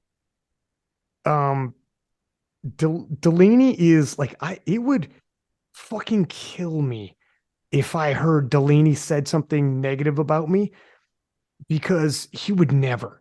And if he said it, it was probably true. Delaney is such a good person. It would kill him to say something negative about one of his friends. But like, he's such a genuine good person. I would automatically assume his heart was in the right place. I'm not saying he's infallible, but I'm just saying, when you get close to him, like, he just isn't the guy who, he will always try to go out of his way to do the right by you. And like, if someone's like talking shit, I'm not talking about sports, like sports, whatever. You go at Delaney's numbers, he goes at yours. That's not what I'm talking about. I mean, character wise, if someone actually was close to Delaney and was like, guy's a dick, or that guy, whatever, I'd be like, there's something fucking wrong with you. Yeah. You don't know Delaney, or what the fuck? Like, I could never be silent in that situation. No, dude, I literally have been there physically, can think of a moment when I was sitting at the table and Taylor was not there. And like, somebody tried to speak on something about, and Delaney wasn't like, don't talk about my boy, but he was 1000%. Like, I could feel it. He was in a position where he was like, no, man, like, I don't think you're seeing that the right way. Like, I don't, you know what I mean? Like, I get what you're saying, but I don't think that's, that's the right, that's not, like, and he was defending Taylor. Like, that's what it was, and so, and I saw that, like, it was like fucking 4 or 5 in the morning. And I'm like half dead, but I heard it, and I'm like, yeah, man, like, it's, I'm telling you, I can attest to it 1000%. I don't know about obviously other people's experiences, but as far as I'm concerned, like, he's 100%. Like, when you're his boy, and it means something. And he's such a nice guy, though. Like, he's always a positive dude. Like, he's just certain people you have around you have them around you, and they're going to affect your mood, and either which way. They can bring you down because they're always talking shit. There's always something negative. There's always some drama that they're into, and they want to bring it up and get spicy or whatever the shit. And you're like, fuck, this is kind of wearing on me the more I hang around you. Like, I actually need a little bit of space from certain people, because afterwards it drains you a little bit, man. You feel like you leave the conversation and you're thinking about that kind of shit. You're like, damn it, they kind of like that. I don't. When I leave the conversation, I'm still thinking about some of this bullshit. When you hang around Delaney, it's like hanging around. It's like watching those puppy videos on Instagram, doggy. Yeah. I leave like it's crazy. He is the dude salsaing in the back and whatever. I don't give a fuck if it's cheesy. It's amazing, man. It makes you feel good just hanging around him. And his parents are like the nicest people. He's talking about his group chat with his family, and I'm like, fuck, it's probably the most wholesome group chat you ever heard in your life, man. Yeah, I got to meet his sister, but I've met his mom before, and they're dude, just so his sweet, parents, so they would see me in South Africa at like the all-you-can-eat buffet at lunch and be like, Ryan, and call, hey, how you do? How was that safari, young man? And talking to me, I'm like, these guys are out of a TV show. They're so nice. Yeah. And your dad, dude, I've met your dad a couple times now. First off, I fucking really like your dad. He's like thank you. Seriously, he's a funny dude. And I see where you get like some of your humor. And remember when we were in Sheffield, I was talking to your dad. I don't know, I can't remember what he said, but I'm like, holy shit, I feel like I'm talking to like an older Gavin. It's like looking at Gavin in the future. And he Yeah. looks like you, has the mannerisms of you, and started talking just like you do. And I was like, holy shit. Yeah. Now I know where Gavin gets it from, man. And you telling me about your dad, or not you telling me, sorry, me seeing that you wrote the Sheffield story about your parents and what they made out of themselves. Fuck, man. Now I Yeah. know why the inner belief thing. Your dad made something out of himself. Like he is like a successful man who's like a funny, confident. He was walking to a powerlifting competition on the other side of the world, and like he is a confident dude. You can just tell by the way he carries himself. You know what I mean? Like he's your sister's shy. Yeah, She's shy. but your dad and you, I can see where you get it from, man. Yeah. He's No, a good dude. I'm lucky, man. I'm blessed. Like I'm kind of balanced out, between my mom and my dad, and man, dude, like I can't stress it enough. I'm so fucking grateful, so blessed. Like there are people who forget about, maybe even having both parents in the picture, having both parents who unconditionally love them and guide them in life, and I wouldn't be able to. I take pride in not being self-made. It's just straight up. Like I am the product of people like you contributing into my life, into who I've become and who I'm becoming. It's just what it is, man. It takes a village, and like, yeah, man. I mean, dude, it's unreal. Like and that's always inspired me. And I'm lucky because when I was born, we were on welfare, but my dad was still in medical school. My mom was working like 2 jobs, and we were in the Bronx, and we didn't move out of the Bronx until high school, and we moved out of the Bronx so I could play football at Don Bosco Prep, and that was like pretty much the only reason why like we really moved. And everything that my parents have done has been for their children, like genuinely. Like I cannot think of a time when either of them sacrificed something about us or for us that was in the best interest of us for themselves. Genuinely cannot think of a time. And yeah, man, and there's so much that I've learned from both. Like my dad, like literally his mindset has always been, let's say you were going to take a test, and he would say, all right, well, how well do you want to do? And I'd say, I don't know, I'm going to aim for like a 90, like an A minus. Be like, all right, I mean, that's good. So if you're going to go for a 90, why not just go for 95? You're only 5% away. I'm like, yeah, I guess you're right. And be like, well, let me tell you something. If you're going to go for 95, you might as well just go for 97.5. And if you're going to go for 97.5, why not just go for 100? Like, it's right there. And that was like that was always kind of like the mindset, And so it was just always be the best, just be your best, give everything you have, be your best. And that also comes from his dad, who grew up in the Great Depression, emigrated from Poland when he was a kid, single mother who didn't speak a lick of English, owned a business in the Great Depression to feed 9 children by herself. And my grandfather, he has a quote on his fridge that he has fucking ingrained in me. Good things may come to those who wait, but only the things left by those who hustle. That's it. Shit. And that is, dude, when I tell you, like, that is the fucking bedrock of who I like. That's where it all comes from, man. This burn your ships is dude. This is why you are who you are. Yeah. So it's the fucking wildest, man. Is your granddad still around?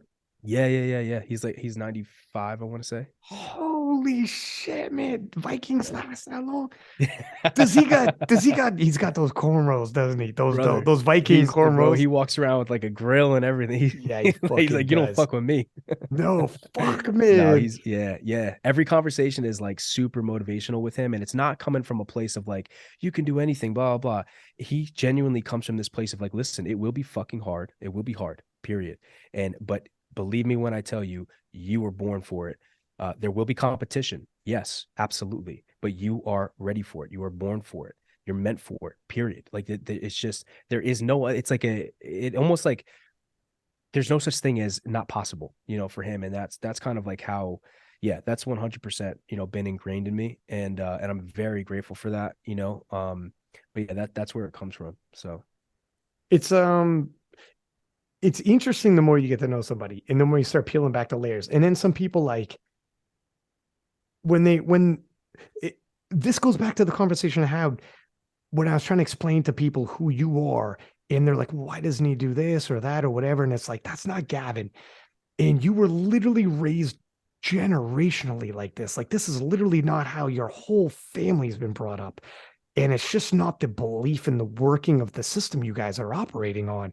Yeah. And to an extent, you don't want to fuck with too much of that kind of stuff. No. You kind of just want to be like, you got to let this guy go. You got to let that guy go. Yeah. I mean, and that's dude, that's the thing. Not to cut you. Like my mom holds me accountable character wise, a lot.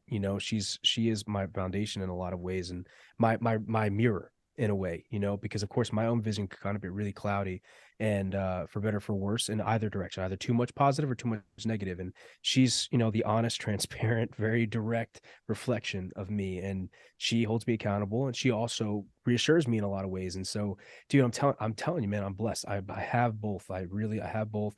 I'm very blessed. And my mom's a dog. Like she still works. She 2 to 3 jobs right now, not because she has to, because she wants to. It's just who she is, So, and it's not, like a sense of, oh, I just need to be busy. It's like, no, I want to be in a position to always be able to provide for my children and give them everything I possibly can. And, that's where it comes from. And so, yeah, man, I'm just super lucky. Like I think all my siblings, we're all very lucky. I have 3 younger siblings, and it's incredible. I just hope I'm in a position where I can give back to them, in some way in the future. But yeah, man, it's crazy. It's cool. It's definitely cool, because it's like, you want to take where your parents have gotten and bring it that much further, and that's kind of like my goal. And I think I might be on the right path to doing that. I'm not sure yet, but I think we're headed down the right path. So, Well, what's your dad's squat? You know what I'm saying? Like, what are we talking about here? Take it easy, right? 2,000 people. Let's see his Instagram followers. That's all I'm saying. I know. Those are the things that count when it comes when we're keeping track of these things. You have 3 younger siblings? Yeah. My sister and then 2 younger brothers. Dude, fucking are they 2 little meatballs? Logan is the youngest one. Is definitely a little meatball. Yeah. Is he? Oh, they must think this is the wildest. Like watching their older brother do everything you do, and like, bro, I don't think they give a fuck. They don't see me any different. Nah, dude. I mean, maybe my sister a little bit because she can appreciate it, but no, man, because they know, bro, I'm nobody. I'm nothing. I'm just to them. Lifts, but dog, don't they still think like, because your siblings will always just look at you as like some guy who takes up too much room on the couch or some shit. You know what I mean? But when they see you like on the live stream and they see all that shit, they must think this is crazy that's Gavin. I hope so, man, because that's part of the reason why I do it. The goal isn't to like, make them feel like, oh man, now I have to live up to this. Like, that's not it at all. The goal is to show them what's fucking possible. It's to show them, like, don't ever let anybody tell you can't do something. You can do it. It's going to take work. It's going to be hard. You will fail a lot, but that doesn't mean it's not possible. And you have what it takes. That's my goal. I got to show them that. And in my opinion, what better way to lead than by example? So that's the goal. That's what my parents did for me. Like, my dad didn't tell me and preach to me about being successful. My mom didn't preach to me about it. They just went and did it. You know what I mean? Like they did it. And I learned from that, the action of that, it's, dude, I remember a time when, both my parents were working 7 days a week, and my dad, we would barely see my dad, but that's what it took. That's what it was, and you grind it, and here we are, and again, I'm blessed with the opportunities and privileges that I have, but it's off the sweat and blood of their backs, and I'm very, very grateful for that. But now it's my responsibility to, again, carry that torch. I hope my siblings are inspired by it. I really do, because again, man, that's what we do it for, is genuinely to show. I want them to truly believe in themselves and to see. It could be art, it could be psychology, anything. It could be anything you want. It doesn't have to be physical, it doesn't have to be lifting. Pick something, pursue it, and pursue it with excellence. Really try and raise the bar and be the best that you can be. And because I know you're capable of being fucking great, when you are the best you can be, you will be the best in the world. It just follows suit. It's just how it works. So yeah, I hope that they do get something from it. But but I mean, just do whatever you're doing with passion. The worst. Okay, listen. I've never in my life not been passionate. I remember having Chance actually on the podcast, and Chance is like, I worry that you stretch yourself too thin and then you're going to burn out because you're doing like podcast. Like there's a stretch wall podcast every fucking day. Tomorrow I got 2. Sunday I got 2, because I need to hit as many people as I can coming off Sheffield. And I'm flying all over, and I got a day job that's driving me crazy. I'm still training and doing all this shit. And Chance is like, I just worry, man, because you post every day, everything, you're gonna burn out. And I'm like, Chance, this dude that you see talking on the podcast or hear on the commentary, I am literally this passionate. This is how I approach life, period. Like, I'm a passionate person. I'm like, it won't burn out.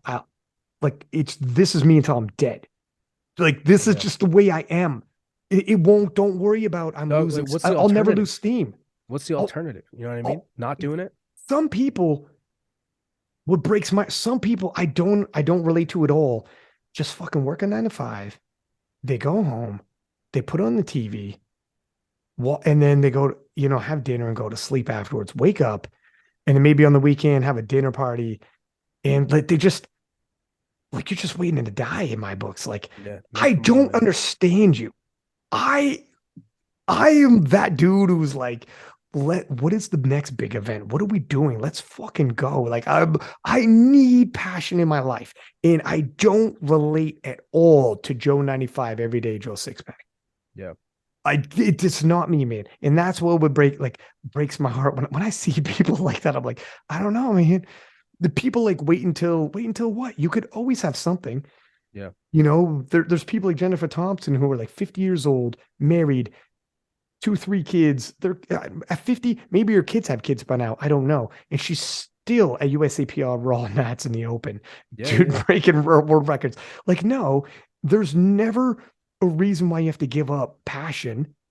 That's just probably somebody who doesn't have passion who just can't wait until you let it go. Yeah, dude, you gotta find it. You also have to trust, like, you have to give yourself the freedom. And this is kind of like dude, it's hard, man. I'm still figuring this out myself, but you have to give yourself the freedom to make mistakes. You just Mhm. do, because and you're not gonna be good at everything, and you're certainly gonna have to take time to get better at things, right? Everybody will throw stones. Everybody will have something to say. Everybody will think you're either a piece of shit or a great human. I've had people tell me I'm super fucking cocky. I've had people tell me I'm one of the most humble guys they've ever met. I believe neither, and so again, dude, like, there will always be something. You have to give yourself the freedom to let go of it all and trust that so long as you are doing what you do with good intention, you're trying to be as good as you can, and you have 1 or 2 people in your life who you trust to hold you accountable, then you just keep going. You let the fucking reins fly. You have to you just have to burn your ships, bro. You have to burn your ships. You have to go all fucking in. And I know that some people feel like, oh, well, it's just not practical, or, oh, well, I just cannot. Brother, we can all make excuses. We all got shit. Every single one of us. And I'm not invalidating your reason. It's probably the truest thing in the world. But it does not change the reality.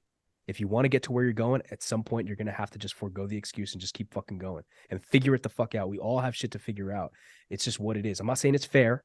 I'm not saying that it's, you shouldn't, feel bad or anything. It's okay. But again, if the goal is to win, if the goal is to get to the end zone, then you have no choice. You have to let go of the excuses and stuff. And again, that comes back to the freedom. You have to give yourself the freedom to move forward. For me, how I do that, I remind myself that death is inevitable. We're all going to die. Like, I'm going to die. So what the fuck does it matter anyway? Like, who cares? You know what I mean? Like, genuinely, like, it does not matter. Once you embrace death, then you start to realize, like, you are truly free. What's there to fear? Pain, maybe, but it'll be temporary. That's guaranteed. So what the fuck? Just go all in. Who gives a shit? Worst the case that happens is you fail miserably, and such is life. You keep going. You know what I mean? Like I said, you will die one day anyway, so it doesn't matter. So that's kind of how I go about it. Everything is temporary. Is there someone in the room right now with you? No. Okay. I want to ask you about, you had briefly touched on, you said you dig into some dark places. Mm-hmm. What are some of these dark places? I don't think we've ever talked about that. Yeah. I mean, so that's kind of like, I call upon like a collection of things. It ranges from everything from like things about myself to experiences I've had. And I feel like, it's kind of like you have to, as an athlete, at least in this sport, you have to find ways to tap into the really deep shit, the stuff that will bring that fight or flight out of you. And sometimes it's positive stuff, sometimes it's negative stuff. It changes. For me, I kind of have like an arsenal of things. And, in life, you will experience pain. You'll experience betrayal. You'll hurt people that you love. You'll be the reason why people cry, and that's painful. You'll have regrets.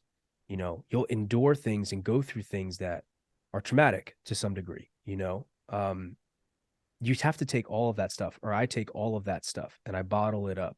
Sometimes, especially in training and in prep, it gets the better of me, and I'll just be sitting at my desk late at night, and I will. I've had moments, pretty dark, deep moments. But the key for me is to bottle it up for the competition, because I need to use it. I need that shit to be full, because it sounds really bad, but I bring myself to the point where I want to kill myself. And I'm not just throwing that around. I wouldn't joke around about that. I bring myself to a point where I hate myself so much, I could vividly picture putting metal in my mouth and pulling a trigger. And that is exactly what I'm thinking about when I go for a 740 squat. That's exactly what I was thinking about when I went for the 750 deadlift. That's exactly what I'm thinking about when I step on the podium and I place fucking third instead of first. That's what I'm thinking of. That's what I'm thinking about when I'm sitting here after this podcast, and I'm thinking about all the things that I still haven't done, or all the shortcomings I've had, or all the things that I could have done better. Not accomplishments. I'm talking about as a human. People I've hurt, things I've said that I shouldn't have, or responsibilities of mine that I kind of just let go, right? Things, all of my shortcomings, all the things that make me human and shit, I bottle all that stuff. And again, because I've mastered, I feel, the art of self-awareness, I have there is no lack of things that I can think about that I think are negative or that are wrong with me, or things that, again, just they're the deep stuff. It's the darker stuff. But there are some positive things that I tap into as well. I have text messages and screenshots from, people like my mom and stuff that mean a lot to me. And I think about that stuff. And sometimes I kind of make up scenarios in my head, where, like, I remember in training for one of my lifts, I had to really kind of dig deep because my body was killing me. I was hurt and all this shit, and I had to make it work anyway. And I remember thinking in my head, almost as if like people were attacking me. I was bloody and battered. People were attacking me, and I had my family behind me. I had the people I love behind me, and I had to protect them. And that was the mindset I put myself into in order to complete the lift and put my body in that fight or flight, make myself kind of numb to the pain in a way. This is probably why I think I would do well in acting, because I practice that a lot with my mindset. It's almost like putting yourself in these positions and getting your body to respond in a way that you need it to. You almost have to like traumatize yourself. You relive trauma in a way to get your body to do that.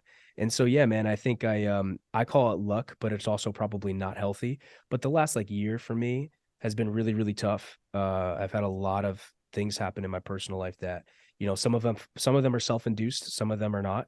But regardless, they still exist that, have been pretty painful, pretty tough to deal with, pretty just hard, and so I draw on now all that. I bring notes with me, I bring pictures of things with me, I bring all that stuff with me to a meet, in a little satchel, like in a little like Carhartt thing, and I will pull that out if I need to. And I will literally, like, before that squat, I was like borderline just gonna be walking out crying, because I'm thinking about these things. And I write notes, and I think this is something every athlete should do. I have a sheet of paper with notes of all of these, like, I don't want to call them triggers because that's not what they are, but they kind of are, these words or phrases or statements that just, as soon as I see it, it will remind me of, yep, that's what I need to be thinking. That's it. Now I'm in pain. Now I feel it.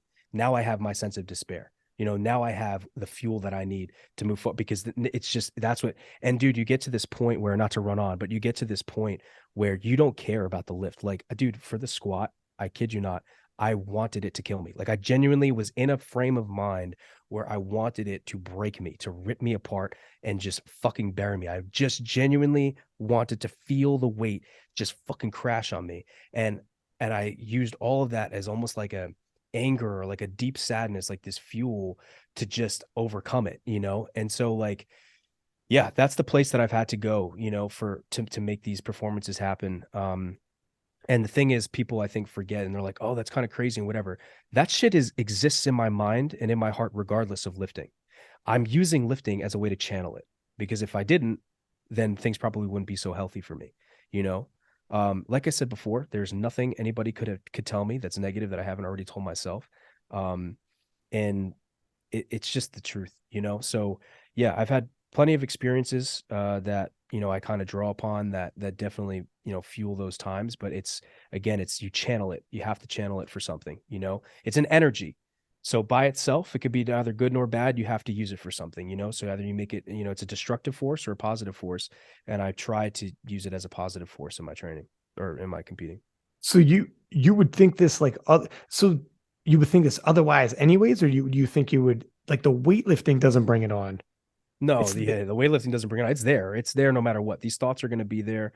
All of those feelings are going to be there. And instead of, you know, just letting it sit there and eat me alive in those moments, I try to channel a lot of it into this, you know. And I think a lot of people do that. You know, a lot of people channel their pain and channel their trauma or channel a lot of their suffering into something good. They try and use it as like fuel in a way, you know, and that's, yeah. So it would be there regardless. You know, I've definitely, you know, struggled quite a bit the past, you know, few years, but specifically the past like year and a half, I'd say.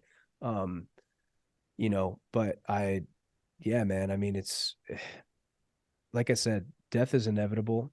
And so for me, it's contributed to this reality of just like, just let go, just let it fucking go. You know, like it is what it is. Like let go of the outcomes, let go of the numbers, let go of what I care about is the feeling of just giving everything, because I genuinely want to feel the pain. I want to see how far I can push my body. Because I have all this inside me and it's got to go fucking somewhere. You know what I mean? So yeah, it is what it is, but it definitely would be there regardless of lifting. This is like a whole lot to unpack, a whole lot Yeah. to digest. Yeah. This is, but but it is like, it's like, where do you think the trauma has come from? Like, where do you think these feelings come from? Because I can tell you right now, like you're like one of my favorite people. Oh, I When appreciate you that. tell yourself, like, I'm telling you right now, like when you tell yourself like you can't think of like positive things about yourself, I'm like, dude, what the fuck? God, dude, I'm like tearing up right now hearing you talk about yourself like that. I'm like, Appreciate what are that, you man. fucking Thank you. talking about, Gavin? I fucking could list be going another hour of why I would need you in my life. And I can't think about what the fuck are you talking about, bro? Yeah, you know, it's not something that's always been, you know, there in my life, but I think, you know, over the last it's I have a very, very natural melancholy temperament. Like that's my temperament. My temperament is not like extroverted, you know, out there. Like it is very to myself, very introspective. I think deeply, I think about a lot of things, and I am pretty self-aware, at least I try to be. And so when you pair all of those things together with the personality of a high achiever, that's, I think, the issue, because you set this bar, you have these standards, and it has nothing to do with anybody else. It's just what you see as the top. And so it's easy to constantly fail and fall short in every area. I'm not just talking about lifting, I'm talking about relationships, I'm talking about business, everything. When you add it up, you're going to have a lot more L's than W's. That's just the nature of life. And so sometimes they stack, man, and they weigh heavy. And I think the reality is, you know, I see that. I see it for what it is. And so there are plenty of times throughout my life where, you know, it weighs very heavy, and you kind of have to just like, you just go another day. Like you just eat it, you know? And again, I'm very grateful that I have very supportive people in my life. I'm very grateful that I have training. I have like, you know, my competitive experience, but I also have siblings that I have to lead the way for. But yeah, man, I think it's a net positive, because as dark and as deep as it can get sometimes, again, it's because of that stuff that allows me to have performances like I had at Sheffield. Not that Sheffield was anything spectacular. I mean, it was still 880, but like, I know that was a showing of just a glimpse of what I'm capable of. And that would not be possible had I not, you know, if I didn't have this, you know, in me. And so there's a yin and yang, man. You know, the brightest light will cast a shadow, you know, and so you need both. I just happen to have a little bit more of the dark than the light in me, but that's just my natural, you know, temperament. And Put it this way, man. When I talk about Delaney, I don't give a fuck what he does for a day job or any of this shit. I just want to be around him. yeah, There are people whom in business do amazing, and got like, I know people at wife kids, and I know the behind the scenes, and I would 100%, if Delaney was a janitor, would be like, I'd rather be Delaney. I would keep my head high because nobody could ever talk about me. negatively, but this other guy who's successful in all these other ventures, I fucking know. And everyone would be like, that guy is not a good guy. When you're weighing yourself out, the biggest thing you need to ask yourself is that, not a lot of this other bullshit. Dog, I know you. You're a good guy. This is not like in terms like not stacking up or whatever. It's like nobody who's close to you would fucking think that, dude. Nobody's gonna think that, dude. Who gives a fuck about like, dog? You could be working down this literally like I was a janitor when I was going through university. You could be a fucking janitor working. I wouldn't give a shit, man. I spend 3 shifts with you, and I'd be like, this guy's the shit. Yeah. I want him in my life. I don't give a fuck, man. And fuck somebody who's like judging or whatever. We judge each other ourselves the harshest. I'm just saying, keep things in mind. Anything that you might feel shame about, is it like if it's anything to do with I'm not doing enough this side or the other status wise, that's not the same with there's some people who are for real morally corrupted, who are, they're just not good people. They will hurt you behind your back. They will take advantage. They will do shit like that. And there's a fucking difference, man. And that ain't you, kid. That ain't fucking you, man. I hope not. I appreciate you're a real dude. And so don't worry about that other bullshit. No, I appreciate it. Fuck that shit. It's tough, man. It's tough. Life is filled with tough decisions. And, I always worry about making the wrong one. And, as much as I worry about making the wrong one, I'll think about it for forever and then still end up making the wrong one, So it's, I live, dude, I don't know. I live my life. Again, I think very deeply. I think I take life very seriously. That's kind of always been my problem. And, and I always have, I think I spoke about this briefly on the Powerlifting America podcast.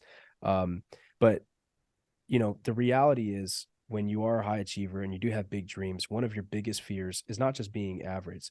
It's this idea that you just might not have been born with the abilities to do what you set out to do. That's a sense of despair. It's almost like no matter how hard you work, that wall, no matter how hard you push, that wall will never budge. No matter how hard you work, you'll never get to where you want to go. And I have those thoughts all the time. I also have the other thoughts though. I also kind of can balance that out with this idea of like, first of all, that despair will fuel me because it turns into like this deep anger, and frustration. But it's also this sense of like, no. Like regardless of whether or not I was actually born for it, I am going to make it so that I was born for it. And that's, so dude, it's a tide, man. Sometimes it's low, sometimes it's high. The biggest thing that, there's so many things in life, obviously that come with baggage and that come with hardship and adversity and stuff. But I think that, the best way to do it, to describe it, is I respect the journey. I respect the pain. I respect the idea of, the coming of age story where you have to leave the village. You have to leave the kingdom. You have to go out on your own. You have to fight the beasts. You have to slay the dragon. You have to go through that to evolve and to become who you were meant to be. You have to. You can't have it any other way. And that's what this is. I'm in that period of my life, and that's, and I respect that. I take it for what it is. And so, yeah, I mean, I use a lot of that stuff for to try to be successful in what I do. But yeah, man, I'm definitely not, a perfect person. And I definitely tried my best to like stay on track and be as good of a person as I can be. But that's why, like I said, man, it helps to have someone like my mom, because she is my mirror and she's an honest mirror, and she'll tell me when I'm wrong. She'll also tell me when I'm right. And I usually need the latter more than the other. I usually need that kind of reassurance from her in a lot of ways, and yeah, that's why she'll always have a special place in my heart, But yeah, man, I appreciate the kind words, dude. Dog, yeah, fuck that. You feeling bad? Give me a ring. I'm like a huge Gavin Adin supporter. And in terms of like the journey, let me tell you this quick story. So Tyson Fury, did I tell you the Tyson Fury story? No, not yet. So Tyson Fury, the heavyweight champion of the world, was literally born 1988 when Mike Tyson was in his prime. And his father named him Tyson after Mike Tyson and said he's going to be the heavyweight champion of the world. And Tyson Fury, since he was a child, boxed. So when you're talking about like, will I fulfill this, and the journey and the greatness and the doubts and everything, his whole life led to the moment where he had to fulfill his destiny, his birthright. And his great grandfather was a bare knuckle boxer. We're talking generations. And he's named after Mike Tyson. And he fought for the heavyweight championship of the world. And he won it. That night, he went home and for the first time started having suicidal thoughts. And within 6 months, he was 400 pounds, an alcoholic, and an attempted suicide, and a drug addict, and it was attempting suicide. And that's when he realized, hyper focused on the destination. Like, when I reach this, everything's good. When I reach that, we're all good. That's my destiny. That's this. And when he got there and woke up the next day, he realized life felt the exact same. Yeah. You know what happiness is? Is when we are all kicking it in the fucking lobby. No, 100%. When we're all going to be in Malta. When we're all sitting around at a podcast for fucking 3 hours pass by, but we don't know it. Yeah. And we bounce from topic to topic. And fucking we laughed. You fucking literally made me cry. You fucking we're talking about whatever. This is better than anything. This is all life is. This is all it is. That's the secret. It's funny. I have a story for. I'm gonna use the bathroom real quick, but I have a story for you that kind of coincides. Go to the bathroom. I'll pause it. Yeah. Okay, you got a story. Yeah. So it's funny you say that because not that it's really anywhere near the same in terms of like stature, but the Sweden Worlds was a lot like that for me because like in my head it was always like, oh, I want to be world champion, want to be world champion. That was like supposed to be the cattle, like, you know, the big event. And I did it. And granted, it was just a junior world championship, but you know, for me, I kind of viewed it as if it was everything. And obviously it's during COVID and like we had all this hardship to kind of like get there and whatever. It's a long story. After I won, I was sitting in my hotel room, like after everything, and having met tons of people and, you know, everybody wanted to like talk to me and stuff. And it was so cool. And I sat in my hotel room and I was like, this is it. Like, I feel worse than I did before I won. Like I remember just feeling like, and dude, that Sweden was literally a catalyst for so much change in my life ever since then. Like just so much change. Some of it good, some of it bad, you know? And so it's crazy because like I remember that being like the turning point, you know? And yeah, and it's nuts. And actually, like, I mean, I don't know a ton about Tyson Fury, but one of the things that at least from the surface level that I really like about him is first of all, it's just a straight up love now for boxing, not so much for being a champion, just a straight up love for the game, but he can't not do it, you know, otherwise everything falls apart. And he's also a man of God, you know, and I appreciate that and I respect that. And that's something that like I'm always working on my relationship with my faith. And that's played such a massive role in where I've gotten now, especially in my headspace, but also as an athlete. And it's just incredible to see, you know, like I remember watching him versus Deontay and the interview kind of, you know, and like you could see Wilder was on edge. He wasn't he wasn't himself. And dude, Tyson was just like, you know, you're going to lose, you know, and that's what I admired. That's what I saw. And that's what I wanted for myself. And like, it's crazy because like I said, yeah, Sweden, like, dude, after I won, like, I felt like everything just fucking tanked. And I was like, I literally don't even give any medals I have. I don't even know where they are. Like, I don't give a shit. Like a best lifter awards, all that shit is somewhere, you know, I don't, it's crazy. Like none of it means anything to me. And, yeah, so it's funny you told that story because I kind of like could somewhat relate to it. Well, it's hold on one sec. I think I got that exact what Tyson Fury is saying to Deontay Wilder. I'll play it for a second. You want me to play it? Yeah, sure. Second.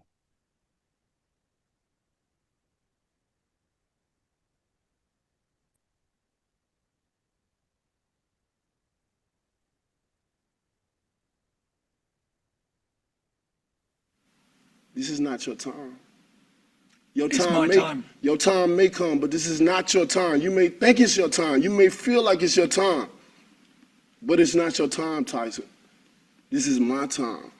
Definitely and it will forever be my time until I retire. I'm sorry to tell you that because I speak it, believe it, receive it. Speak it, believe it, receive it. Speak it, believe it, receive it. And it's mine. Let me tell you, all that stuff you just said, you're already beat. Believe it. Anyone who has to have an alter ego and not be themselves in it's there real. and trying to get in someone's mind like It that, is. I'm not you trying to get in can't your beat mind. me. It's And if not I'm an not talking to illusion. Deontay Wilder, It's not an let me illusion. talk to the other person can't inside get you, in- the bronze bomber. I'm not trying to get in You're your looking at a mind. man who stands in the light. I don't want you I to can't be beat by any I don't alter want you to egos. feel me. I can't be beat. I don't want you to feel I've that type already of way. beaten you. I've But beaten when you get once the in ring, Dusseldorf. I'll never, beat you again in never, America. Never. Can't be done. want I you- can't be never. beat. Even when you stand aside me, you feel I do the speak energy. it. I do Even when believe you it. sit And aside, I you do feel say the it energy. to I the know, world. 'cause I can Because feel I want your the world heartbeat. to know the truth.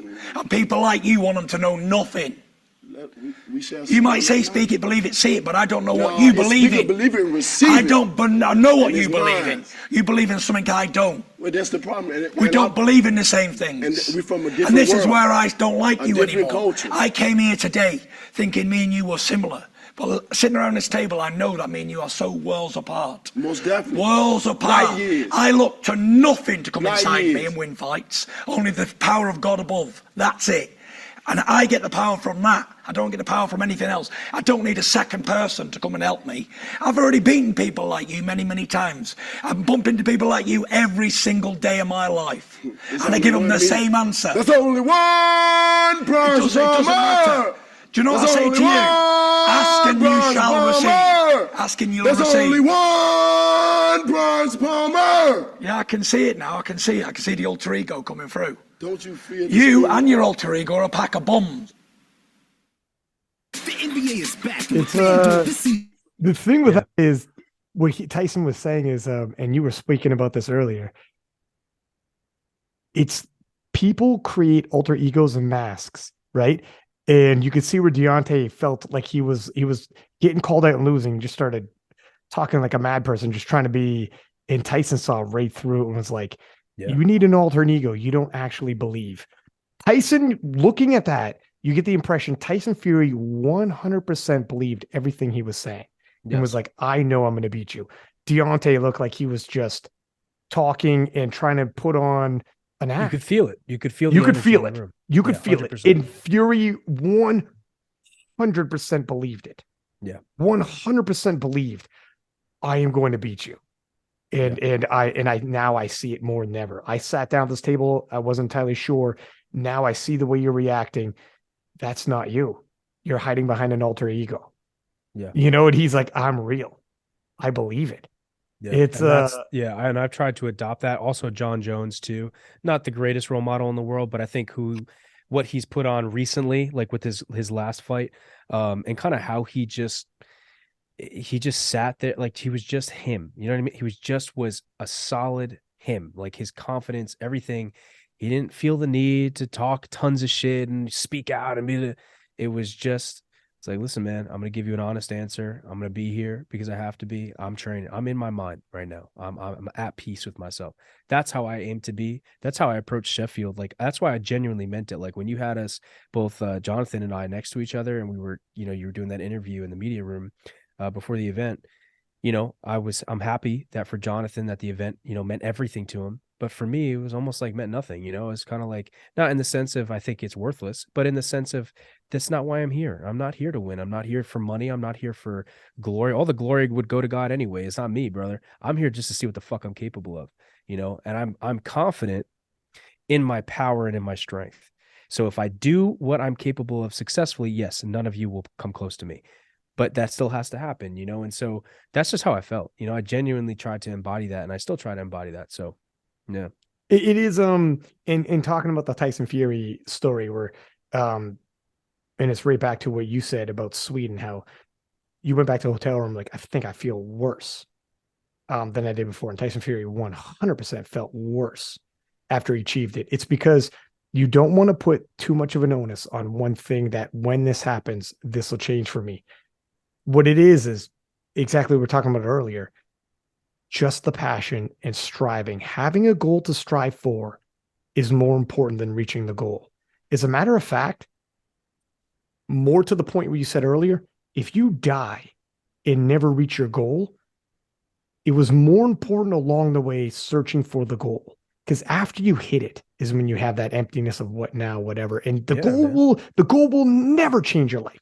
But all the experiences chasing that goal for you has put you all around the world, to South Africa, to Sweden, to fucking in Turkey, where we're commentating with like 3 hours sleep for sessions, Oh, 4 man. sessions a day. We're like, remember you went like, you had talked for like an hour and you said something and I forgot you were still there.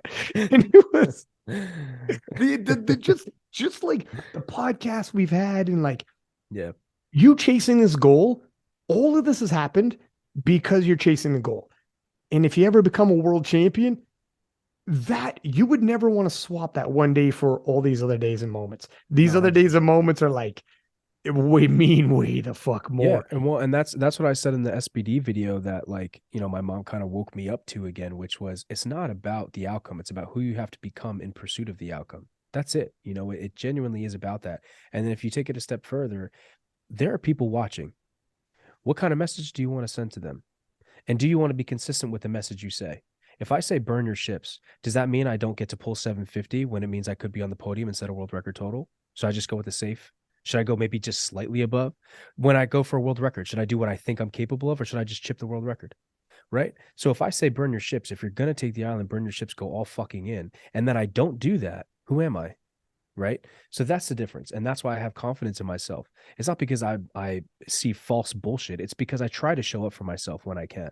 You know, I try to. And it's not like that all the time, but I just fucking try to. And I think that's the difference, is when you do that, you're showing people the results of the said behavior, of said action.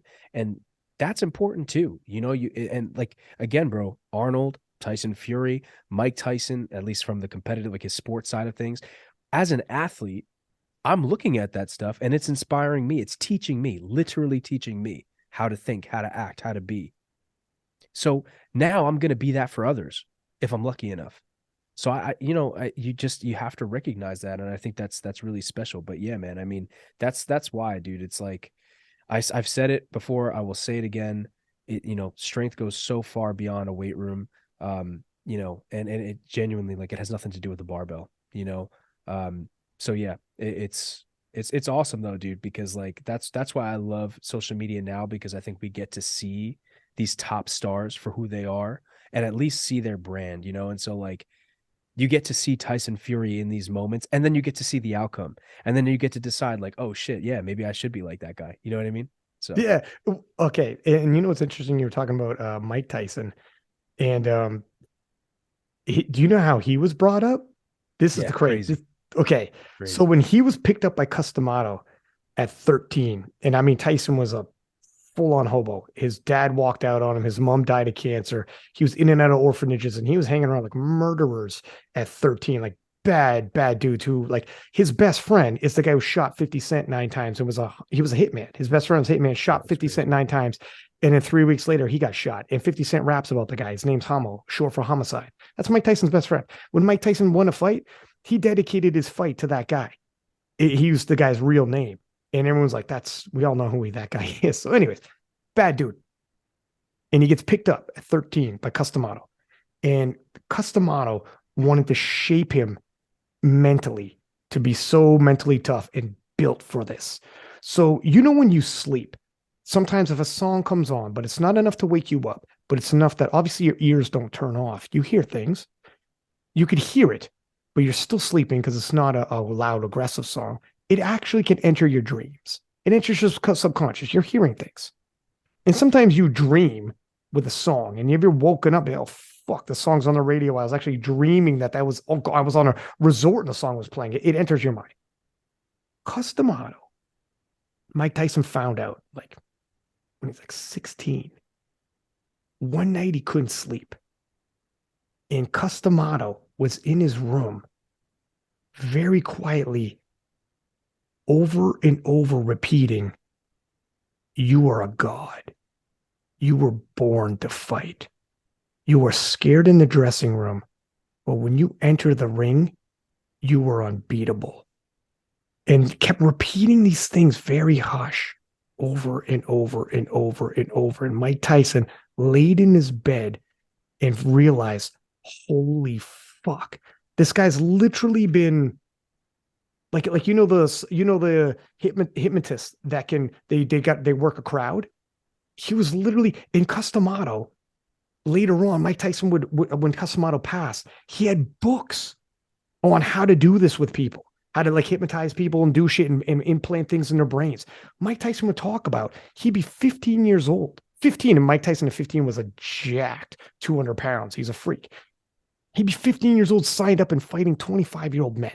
And he'd be in his dressing room crying. And Cuss would be like, you got to get in that ring, son. You're the future. And he'd be like, I can't fuck it. This is crazy. I'm fighting. That guy's got like a beard. And Mike Tyson would walk closer and closer down to the ring. And every step he took, he got a little more confident, a little more confident. And he was in tears earlier. And then he said, by the time I ducked my head and entered the ring through the ropes, I'm God. And I was 15 years old. And he goes, I remember hitting this guy so hard. He had an afro. And he hit him so hard. And there was a small, they call them smokers, like they're fighting in it. Like it was an official match, but it was inside like a boxing gym was hosting a tournament, an amateur tournament. He said the guy hit the ropes and his head whipped back so hard and there's so much sweat. It was like it hit the wall behind them. Wow. Because that's how close the ring was to the wall. But he remembers hearing the sweat fly and smoke the wall like that. And Mike was like, I would lay waste to 25-year-old men. And I was a fucking kid. And he's like, he became an egomaniac, a complete narcissist. And that's when he ended up getting in tons of, at 18 years old, he's a pro. At 20, he was almost a teenager. He's just barely he was the heavyweight champion of the world. Rich, famous, women, money, drugs, and could literally destroy any man who stepped to him. And literally was programmed to believe I'm a god. And he's like, it made me and ruined me because Cuss died and I lost my mentor and he had no parents, no nothing. And then he left me in this world like that. Yeah. And that's when Mike Tyson unraveled. And the Mike Tyson story, he's not a good human. Now at like in his 50s, he's a different human being altogether. Yeah. No, 100%. But when he was in his 20s, you can imagine what give a guy everything and make him believe he's a god, but have absolutely no guidance at all. Now go. And there's no doors closed to you. You're rich, you're famous, and you're the toughest guy in the fucking world. Yeah. Nobody's going to say something. No, it's crazy. And he's like, I can't even, I'm sure he was a terrible human being. And the things he's accused of, I think he did, even though I'm a massive Mike Tyson fan. And I think he's a different person now. He talks about things and he's like a different person now. It's crazy how time can do to you. And I have a hard time compartmentalizing Mike Tyson in my mind. I admire him in so many ways. Well, but it's tough, right? Because you as a competitor, but also as like just an ambitious individual, you admire just the pure, like raw confidence and like what he has is what it takes, you know? But then you also see like, I mean, I think I wrote a paper on him once. I was a psych undergrad and I also did neuroscience, and we were trying to figure out, like, I personally was interested in athletes and motivation and what is motivation, what does that mean for the central nervous system, all that stuff. And obviously one of the people I looked at was Mike. It's fascinating. And what's interesting really is like how different things in his life shaped him, like the death of his daughter, you know, like those like little things. Like I remember watching an interview and he was like, oh, the belts and the title, they don't mean anything. They mean nothing, you know? And it's so weird because like in my own little world, I could relate to that to some degree, you know, like I really genuinely don't give a fuck about the medals that I have. Like it's just, they're just in a pile, you know? And at one point in my life, I did care about that, you know? And so it's so crazy how like we're all human and we all have that in common. And when you see other people become extremely successful at something, it should show you what's possible, you know? And it should, and like, that's kind of it. It's like, how do you crack the code? Like you do have to be a little insane, just a little bit crazy to accomplish something crazy and insane, you know?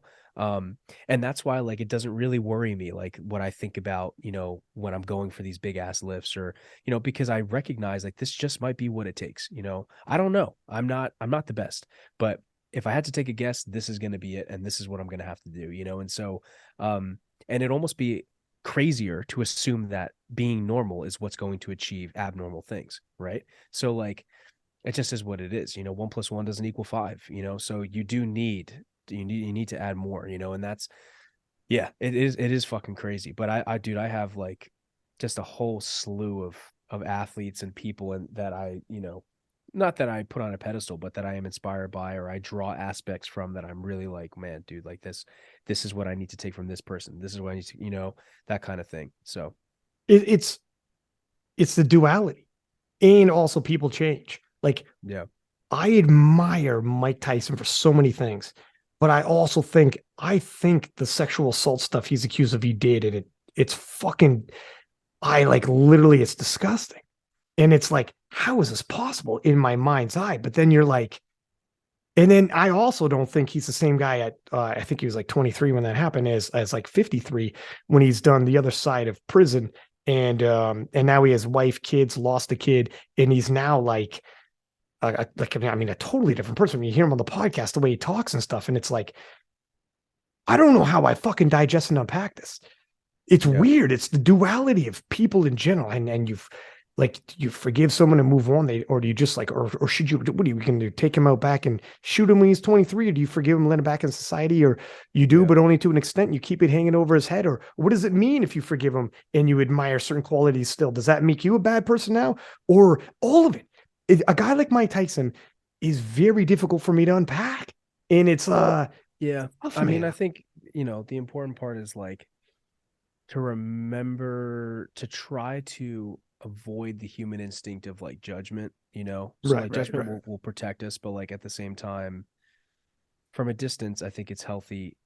You can ignore it, because the reality is we're not perfect.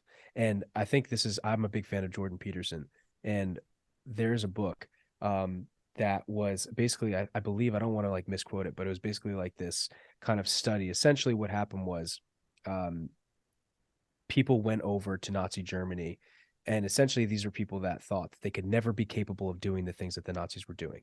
Long story short, they slowly assimilate to what the Nazis were doing, and they end up being the officers doing these things in Nazi Germany. And the idea is, and what Jordan Peterson talks about is, we are all capable of this. Like, stop thinking of yourself as the person who would save and rescue. Also think of yourself as the person who would be the person who commits these things, right? And is capable of genocide and all these atrocities, because we all have that, and so that, bringing this full circle, allows me to, when I look at guys like Arnold's not perfect either. I mean, he had I had the same issues, man. Yeah. So it's like, so that's why for me, it's like I go into it, A, judgment free. It's not my job to judge. B, I go into it like, okay, I am going to make sure that I take all the good qualities, put them over here in this pile from this one person. I'm going to take all the good qualities from that person, put them in this pile. Good quality, put them in this pile. And what I'm going to do is create this ideal person out of all of the good qualities that are in this pile. And that's what I've done, So, do I take relationship advice from Arnold's stuff? No, I do not. Do I take how to function in society from Mike Tyson? No, I don't. But when it comes to being an athlete and being the best, do I look at Mike Tyson? Absolutely. When it comes to creating a legacy and breaking into the industries and building something like an empire, do I look at art? Absolutely. So I've learned to kind of like pick and choose different pieces of people that I want, and things that I feel like, okay, if I can find somebody who, again, is like, for me, I mean, like I said, I'm a man of faith. So for a lot of like my moral stuff and who I try to be as a man, a lot of it comes from Jesus, right? So a lot of that I pick and I say, okay, this is the ideal. I'm probably not going to be able to attain this, but I'm going to try. And that's kind of like what I float to, or what I try to work towards. It's, I was just trying to look up this one speech that Mike Tyson gives about life, but fucking, dude, I'm dropping these like I'm fucking Joe Rogan and Jamie at the same time, huh? Yeah, we got to get you a Jamie, bro. We need to get you an assistant. Here it is. I think I found it. All right. Can I play this one? You want to see it? Of course. Doug, what are we doing right now? Is this an all-nighter? What's going on? What places are we going to? Bro, people listen and be like, what the fuck? They're like, These guys know this is still going on, right? these, these, these guys Holy know shit. this is Oh still my God. recorded, right? No, we're you know what you're doing? You're stockpiling from Malta. You're giving people content. That's what you need. Just for the 30 days of travel, 30 hours of travel. Listen to this one clip from Mike Tyson. It's fucking beautiful.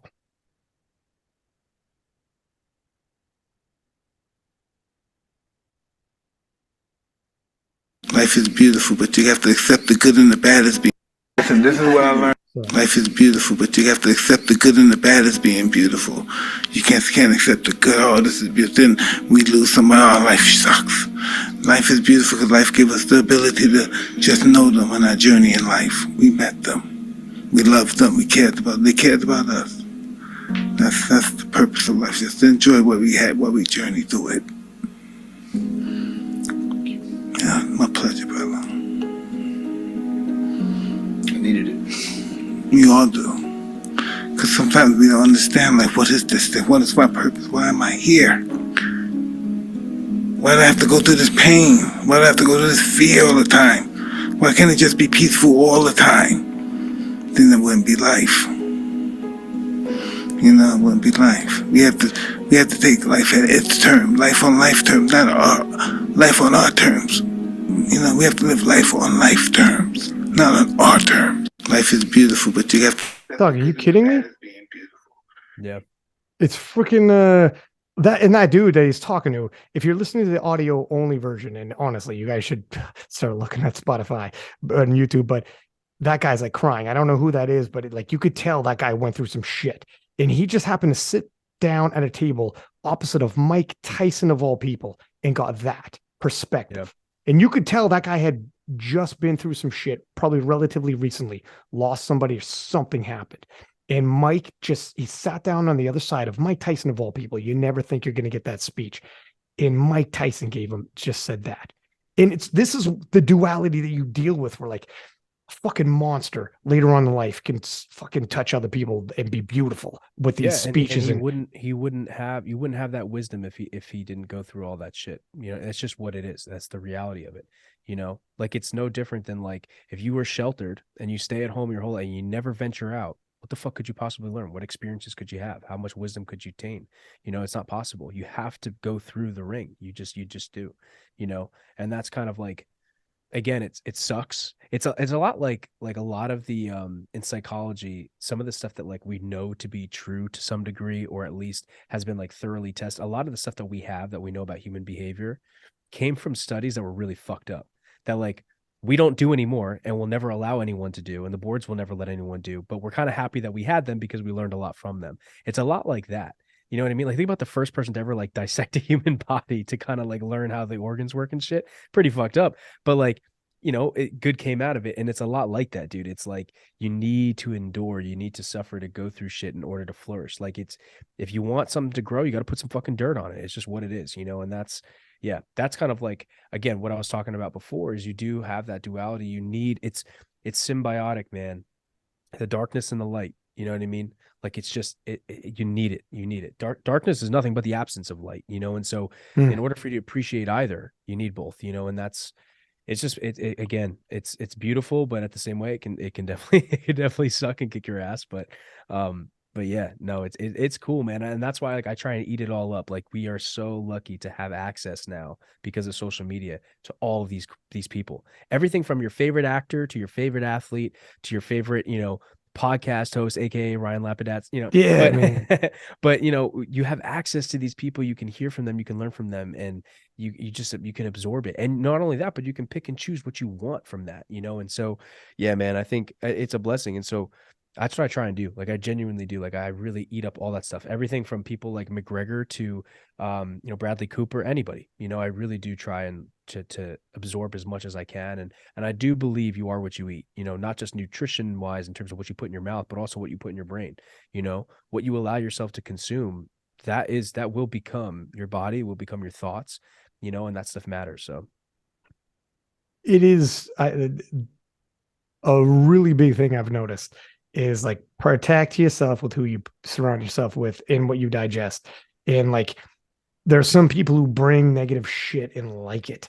And like there are other people where it's like it's more of a positive vibe. Surround yourself with those people, man, as much as possible. Can you people talk about like they like to be isolated. They don't like people. Can you fucking imagine what real isolation is? Where can you imagine going through life without friends? Yeah, it's crazy. Dog, if you drop me in the middle of a forest, some people are like, yeah, they show a picture of like a cabin in the middle of a forest and be like, wouldn't that be heaven? And I'd be like, that would be hell. Yeah. What the fuck are you talking about? Yeah. Dog, I just rumbled off 4 hours with Gavin talking about. Dude, are you kidding me, doggy? Like, this is what anyone listens to the podcast could be like, yeah, I could totally see how you guys could go to fucking Turkey and forget to sleep one night because you won't shut the fuck up.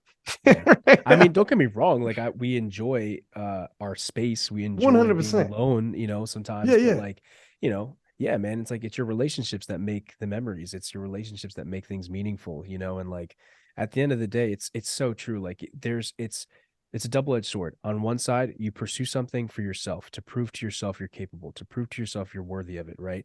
But then on the other side, you do it, A, to inspire, B, to share the experience with others, and C, to learn from others. You know what I mean? Like, it makes it fun. It makes it meaningful. It adds meaning to it because other people are watching. That's why social media works. It's because other people are fucking watching. You know what I mean? Half these motherfuckers that train and shit like that would not be training that way if it weren't for social media. You know what I mean? So like, Yeah. it's true, So yeah, dude, 100%. I agree. No cabin in the woods, bro. We need a fucking castle. Yeah. We need a castle. With like 40 of our boys and their families and everybody Oh, there. 100%. 100%. Jim, you can have your alone time, but we're going to have the courtyard time too, huh? Oh, absolutely. Absolutely. But yeah, for sure, man. Frig, dude, we crushed some crazy content here. This went in all types of crazy places. Holy smokes, man. I'm glad sometimes if it's just me on the podcast, I find we can almost go to certain place like this because it's a one-on-one conversation. Yeah, Sometimes definitely. when I have either a co-host or someone comes on with someone else, like their coach or something, you're not quite always going to go in the same places. Yeah, it's interesting. Every time I've done a podcast, I've never done it where I had like my babysitter with me, or like my coach with me or some shit. It's always kind of just like, so But it's sometimes, strange. Sometimes I'll have a coach on because I want to, I want to get their view on some things and stuff too. I do. I mix it up, or I'll have two people, you and Taylor are on, or whatever the shit, right? Yeah. But also, I've noticed if it's just me on a podcast, like the last two podcasts, we've gone to some places, and I think people are more comfortable if it's just you and someone else. If they're just looking at you, as opposed to there's two people. It's always because it feels like 2-on-1, even though we're all just talking. Yeah, it feels like they're talking to two people. And you're just talking to one when there's two hosts. And I think you're going to go to different places if it's just one-on-one. That's why like you have like a Joe Rogan situation. Well, yeah. And most people that you have on like know you, and so, I don't think I got to meet you in person before the first time we ever did a podcast together, but I don't remember. I'm not sure. I actually, maybe I did, but, either way, like, obviously over the years, our relationship has developed. So we met each other after the first podcast. It was for after? Sure. We had a podcast. But the then podcast you was ended up after Raw Nats, right? We had a podcast after one of those, and then and I was like, I knew like I like this guy. Then the USAPL shit happened. Yeah. Then you ended up going to Worlds. Yeah. Friggin' but yeah, man, there's something about that too. About like in terms of like podcasting. I don't know. I'm tinkering with these kind of different things in my mind's eye because I think sometimes it's good to have a co-host, and especially obviously preview shows, recap shows, whatever. And for certain people, it's good to have a co-host if it's more. But also when people come on the podcast, they've heard enough of these and seen enough of these. And then I meet people at events, and they're pretty fucking comfortable with me because they hear me talk all the time about some crazy topics. It's not just powerlifting related. And like everything we talked about, like Jesus's, we went to places. We're going to go to places with a lot of different people, and people hear me, open up as well. So when people see me at events, they feel that way. And when people eventually come on the podcast themselves, it's a little easier to talk to that dude. I think, especially if it's a one-on-one. Yeah, 100%. And it also it's great because like realistically, nobody knows you beyond your lifting, right? So when you finally get to share your story a little bit, I think people enjoy that. People buy into that. People, it resonates with them, and we need more of that. And so, I think the SBD videos did a good job of spearheading that. But now, I think what that's done is opened up the floor for people to feel more comfortable sharing those things in things like these, in podcasts and stuff like that. And yeah, I mean, and someone like Jesus, it's huge. I think that's like, oh man, dude, it's so important because like he may change. What he says now may not be what he'll say in 10 years, and his answers may change, and that's fine. But these are testaments to his process, to his journey. And this is just how I think of this stuff. One day your son's going to look at that, right? One day he may have a son or a daughter, and they're going to look and listen, and they're going to say, man, that's what my dad was thinking when he became the strongest fucking person in the world. That's what he was thinking. He was vulnerable. This is where his mind was, this, or this is who was around him. Wow, that's great. And they're going to learn from that, and they're going to appreciate, they're going to use that. We didn't grow up with that, but the next gen will. And so it's crazy, man. And that's why, like, again, I think I'm always so grateful to be on stuff like this, because I think it's always it's not just an opportunity to grow and, and be exposed to more people, or for more people to be exposed to me rather, but it's also an opportunity for me to share more of who I am, but then also receive that from you as well, and so it's dope, dude. Like, I mean, I love doing stuff like this. I'm always grateful for the opportunity to be on here with you. Dude, it's so weird when you said it, but it's true. This is a timestamp. And in 10 years, we can go back to a random episode and be like, let me listen to this. Where was my headspace at that time period? And people who you haven't met yet in the future, like your future wife, kids, whatever, you will go back and listen.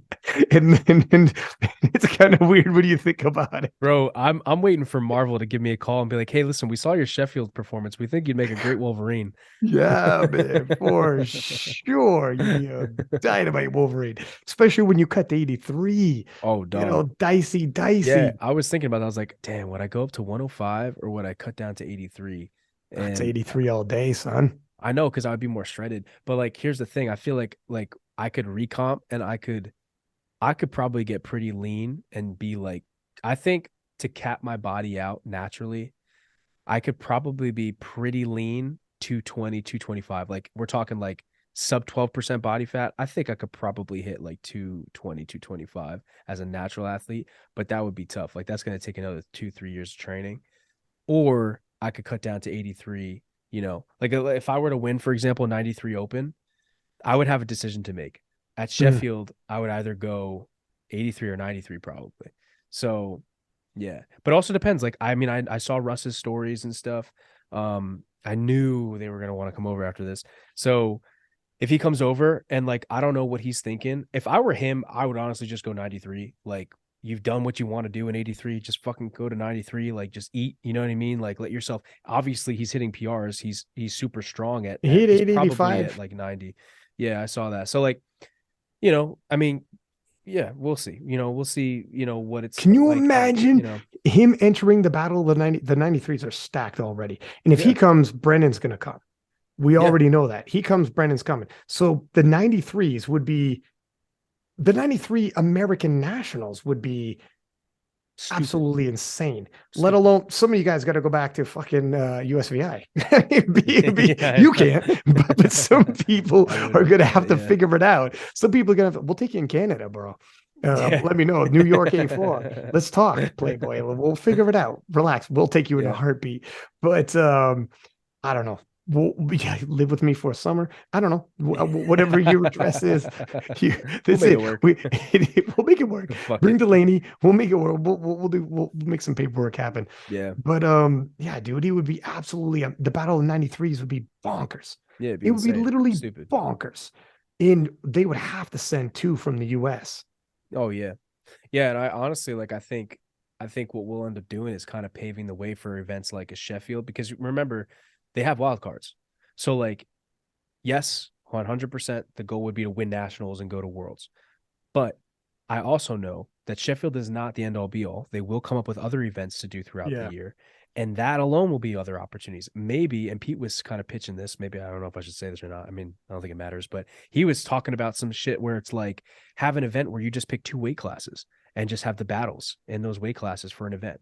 That's a cool idea. Like, I think that's a cool idea. That could be it. Like, imagine all the meet is you take the 93s, or you take 83s through 93s, or 83s through 105s, and they all battle each other, you know? Yeah.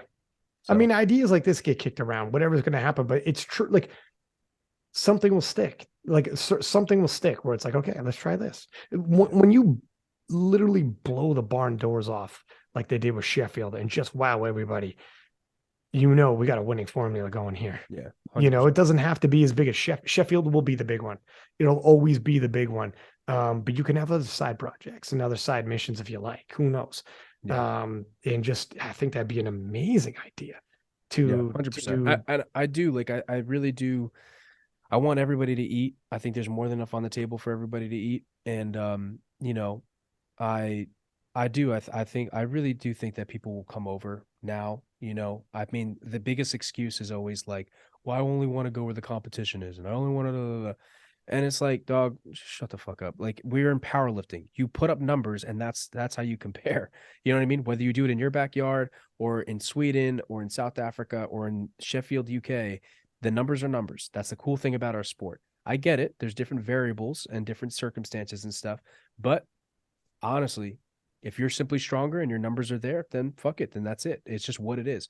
You know what I mean? So for me personally, it's not about that. It's about decide for yourself, what kind of legacy do you want to leave? Are you going to be able to leave that at the Arnold Pro, or do you think the Sheffield is probably the better route? You know, and I think the choice is. Can you imagine getting the invite for both and choosing Arnold Pro? With all due respect, Arnold Pro is awesome. It's great. But could you imagine being like, I think I'll take Arnold Pro. Well, I'm just saying, because I know athletes who, like, not that they were talking shit about the Sheffield, but they're like, nah, it's not that, like, who cares? You know, it's whatever. Come on. Like, but that was cope. You know, that was cope. That was cope. Everyone knew it was cope ahead of time. It's like, you're trying to cope. Yeah. That's what it is. And now that we've seen Sheffield, it's like, we already know. Like, nobody can actually argue, like, no, Sheffield isn't the biggest and biggest and best event in powerlifting. Everybody knows, man. And there's something special about going to like a world championships too. It is what it is, man. Oh, like 100%. It's the fucking world championships. You're at the top level. Like, and you're battling people that are international, people from all over the world who are the best at what they do in their country. You know what I mean? Like, it's special, man. It's special. You can't replicate it. So, you know, like I said, obviously, I think it's pretty obvious that Russ is trying to figure out how to come over. I'm sure they'll let him come over. You know, in terms of like Bob, Ashton, I already spoke to Ashton about it briefly, and, you know, he feels like he has some unfinished business, but then he's definitely thinking about coming over, you know? So like, they're thinking about it, and I'm sure that they will try to come over, and I hope that they do. I think, you know, the more competition, the better. Yeah. And I think it would be crazy if we all just stacked up into one weight class, you know? Dude, like, think about it wasn't that long ago. We're talking 2019 Worlds. Everybody was under one roof. Like, this is all I knew until a few years ago. Some people came in kind of recently, and that's all they know is a split. All I knew was everybody was under the same roof. Yeah. And there was only one pathway. Crazy. Yeah. And that was it. And like, you didn't think anything of it, right? Because like, you go from, like, at least for us, like, we didn't think anything of it. It's like, yeah, you have to win nationals, period. You have to win nationals. And if you didn't win, it was like, fuck. All right. Well, yeah, you don't go to Worlds. And after nationals was Worlds. Yeah. And then you go to Worlds and see what the hell happens. You know, like when Russ was done at nationals, he had to go face off with Brett Gibbs. Yeah. You know what I mean? Like, there's always like somebody out there who's coming from the other side. I don't know. Either way, we'll see what happens, man. I think Sheffield's going to change a lot. And fuck, God bless SPD, man. You don't want to hear what's something that's funny? Like 2 hours ago when we played the name game, I thought we were wrapping up. Well, I thought so too. Usually the name game comes at the end. But we just did a whole nother that's podcast. The midpoint now. It's the midpoint now, Playboy. People are going to hear the name game like, oh, we're halfway through now. And when do we start talking about suicide? Because that's a new segment that I've introduced based off of the last 2 podcasts. When then Ryan cries, and then fucking what's the next segment? This is what we do. We turn it back around. Mike Tyson and Dog, I got segments coming out of nowhere all of a sudden. But listen, man. All right, we for really will fucking will wrap it up. What do you have, like, plug your coaching services, the app, and all the rest of it?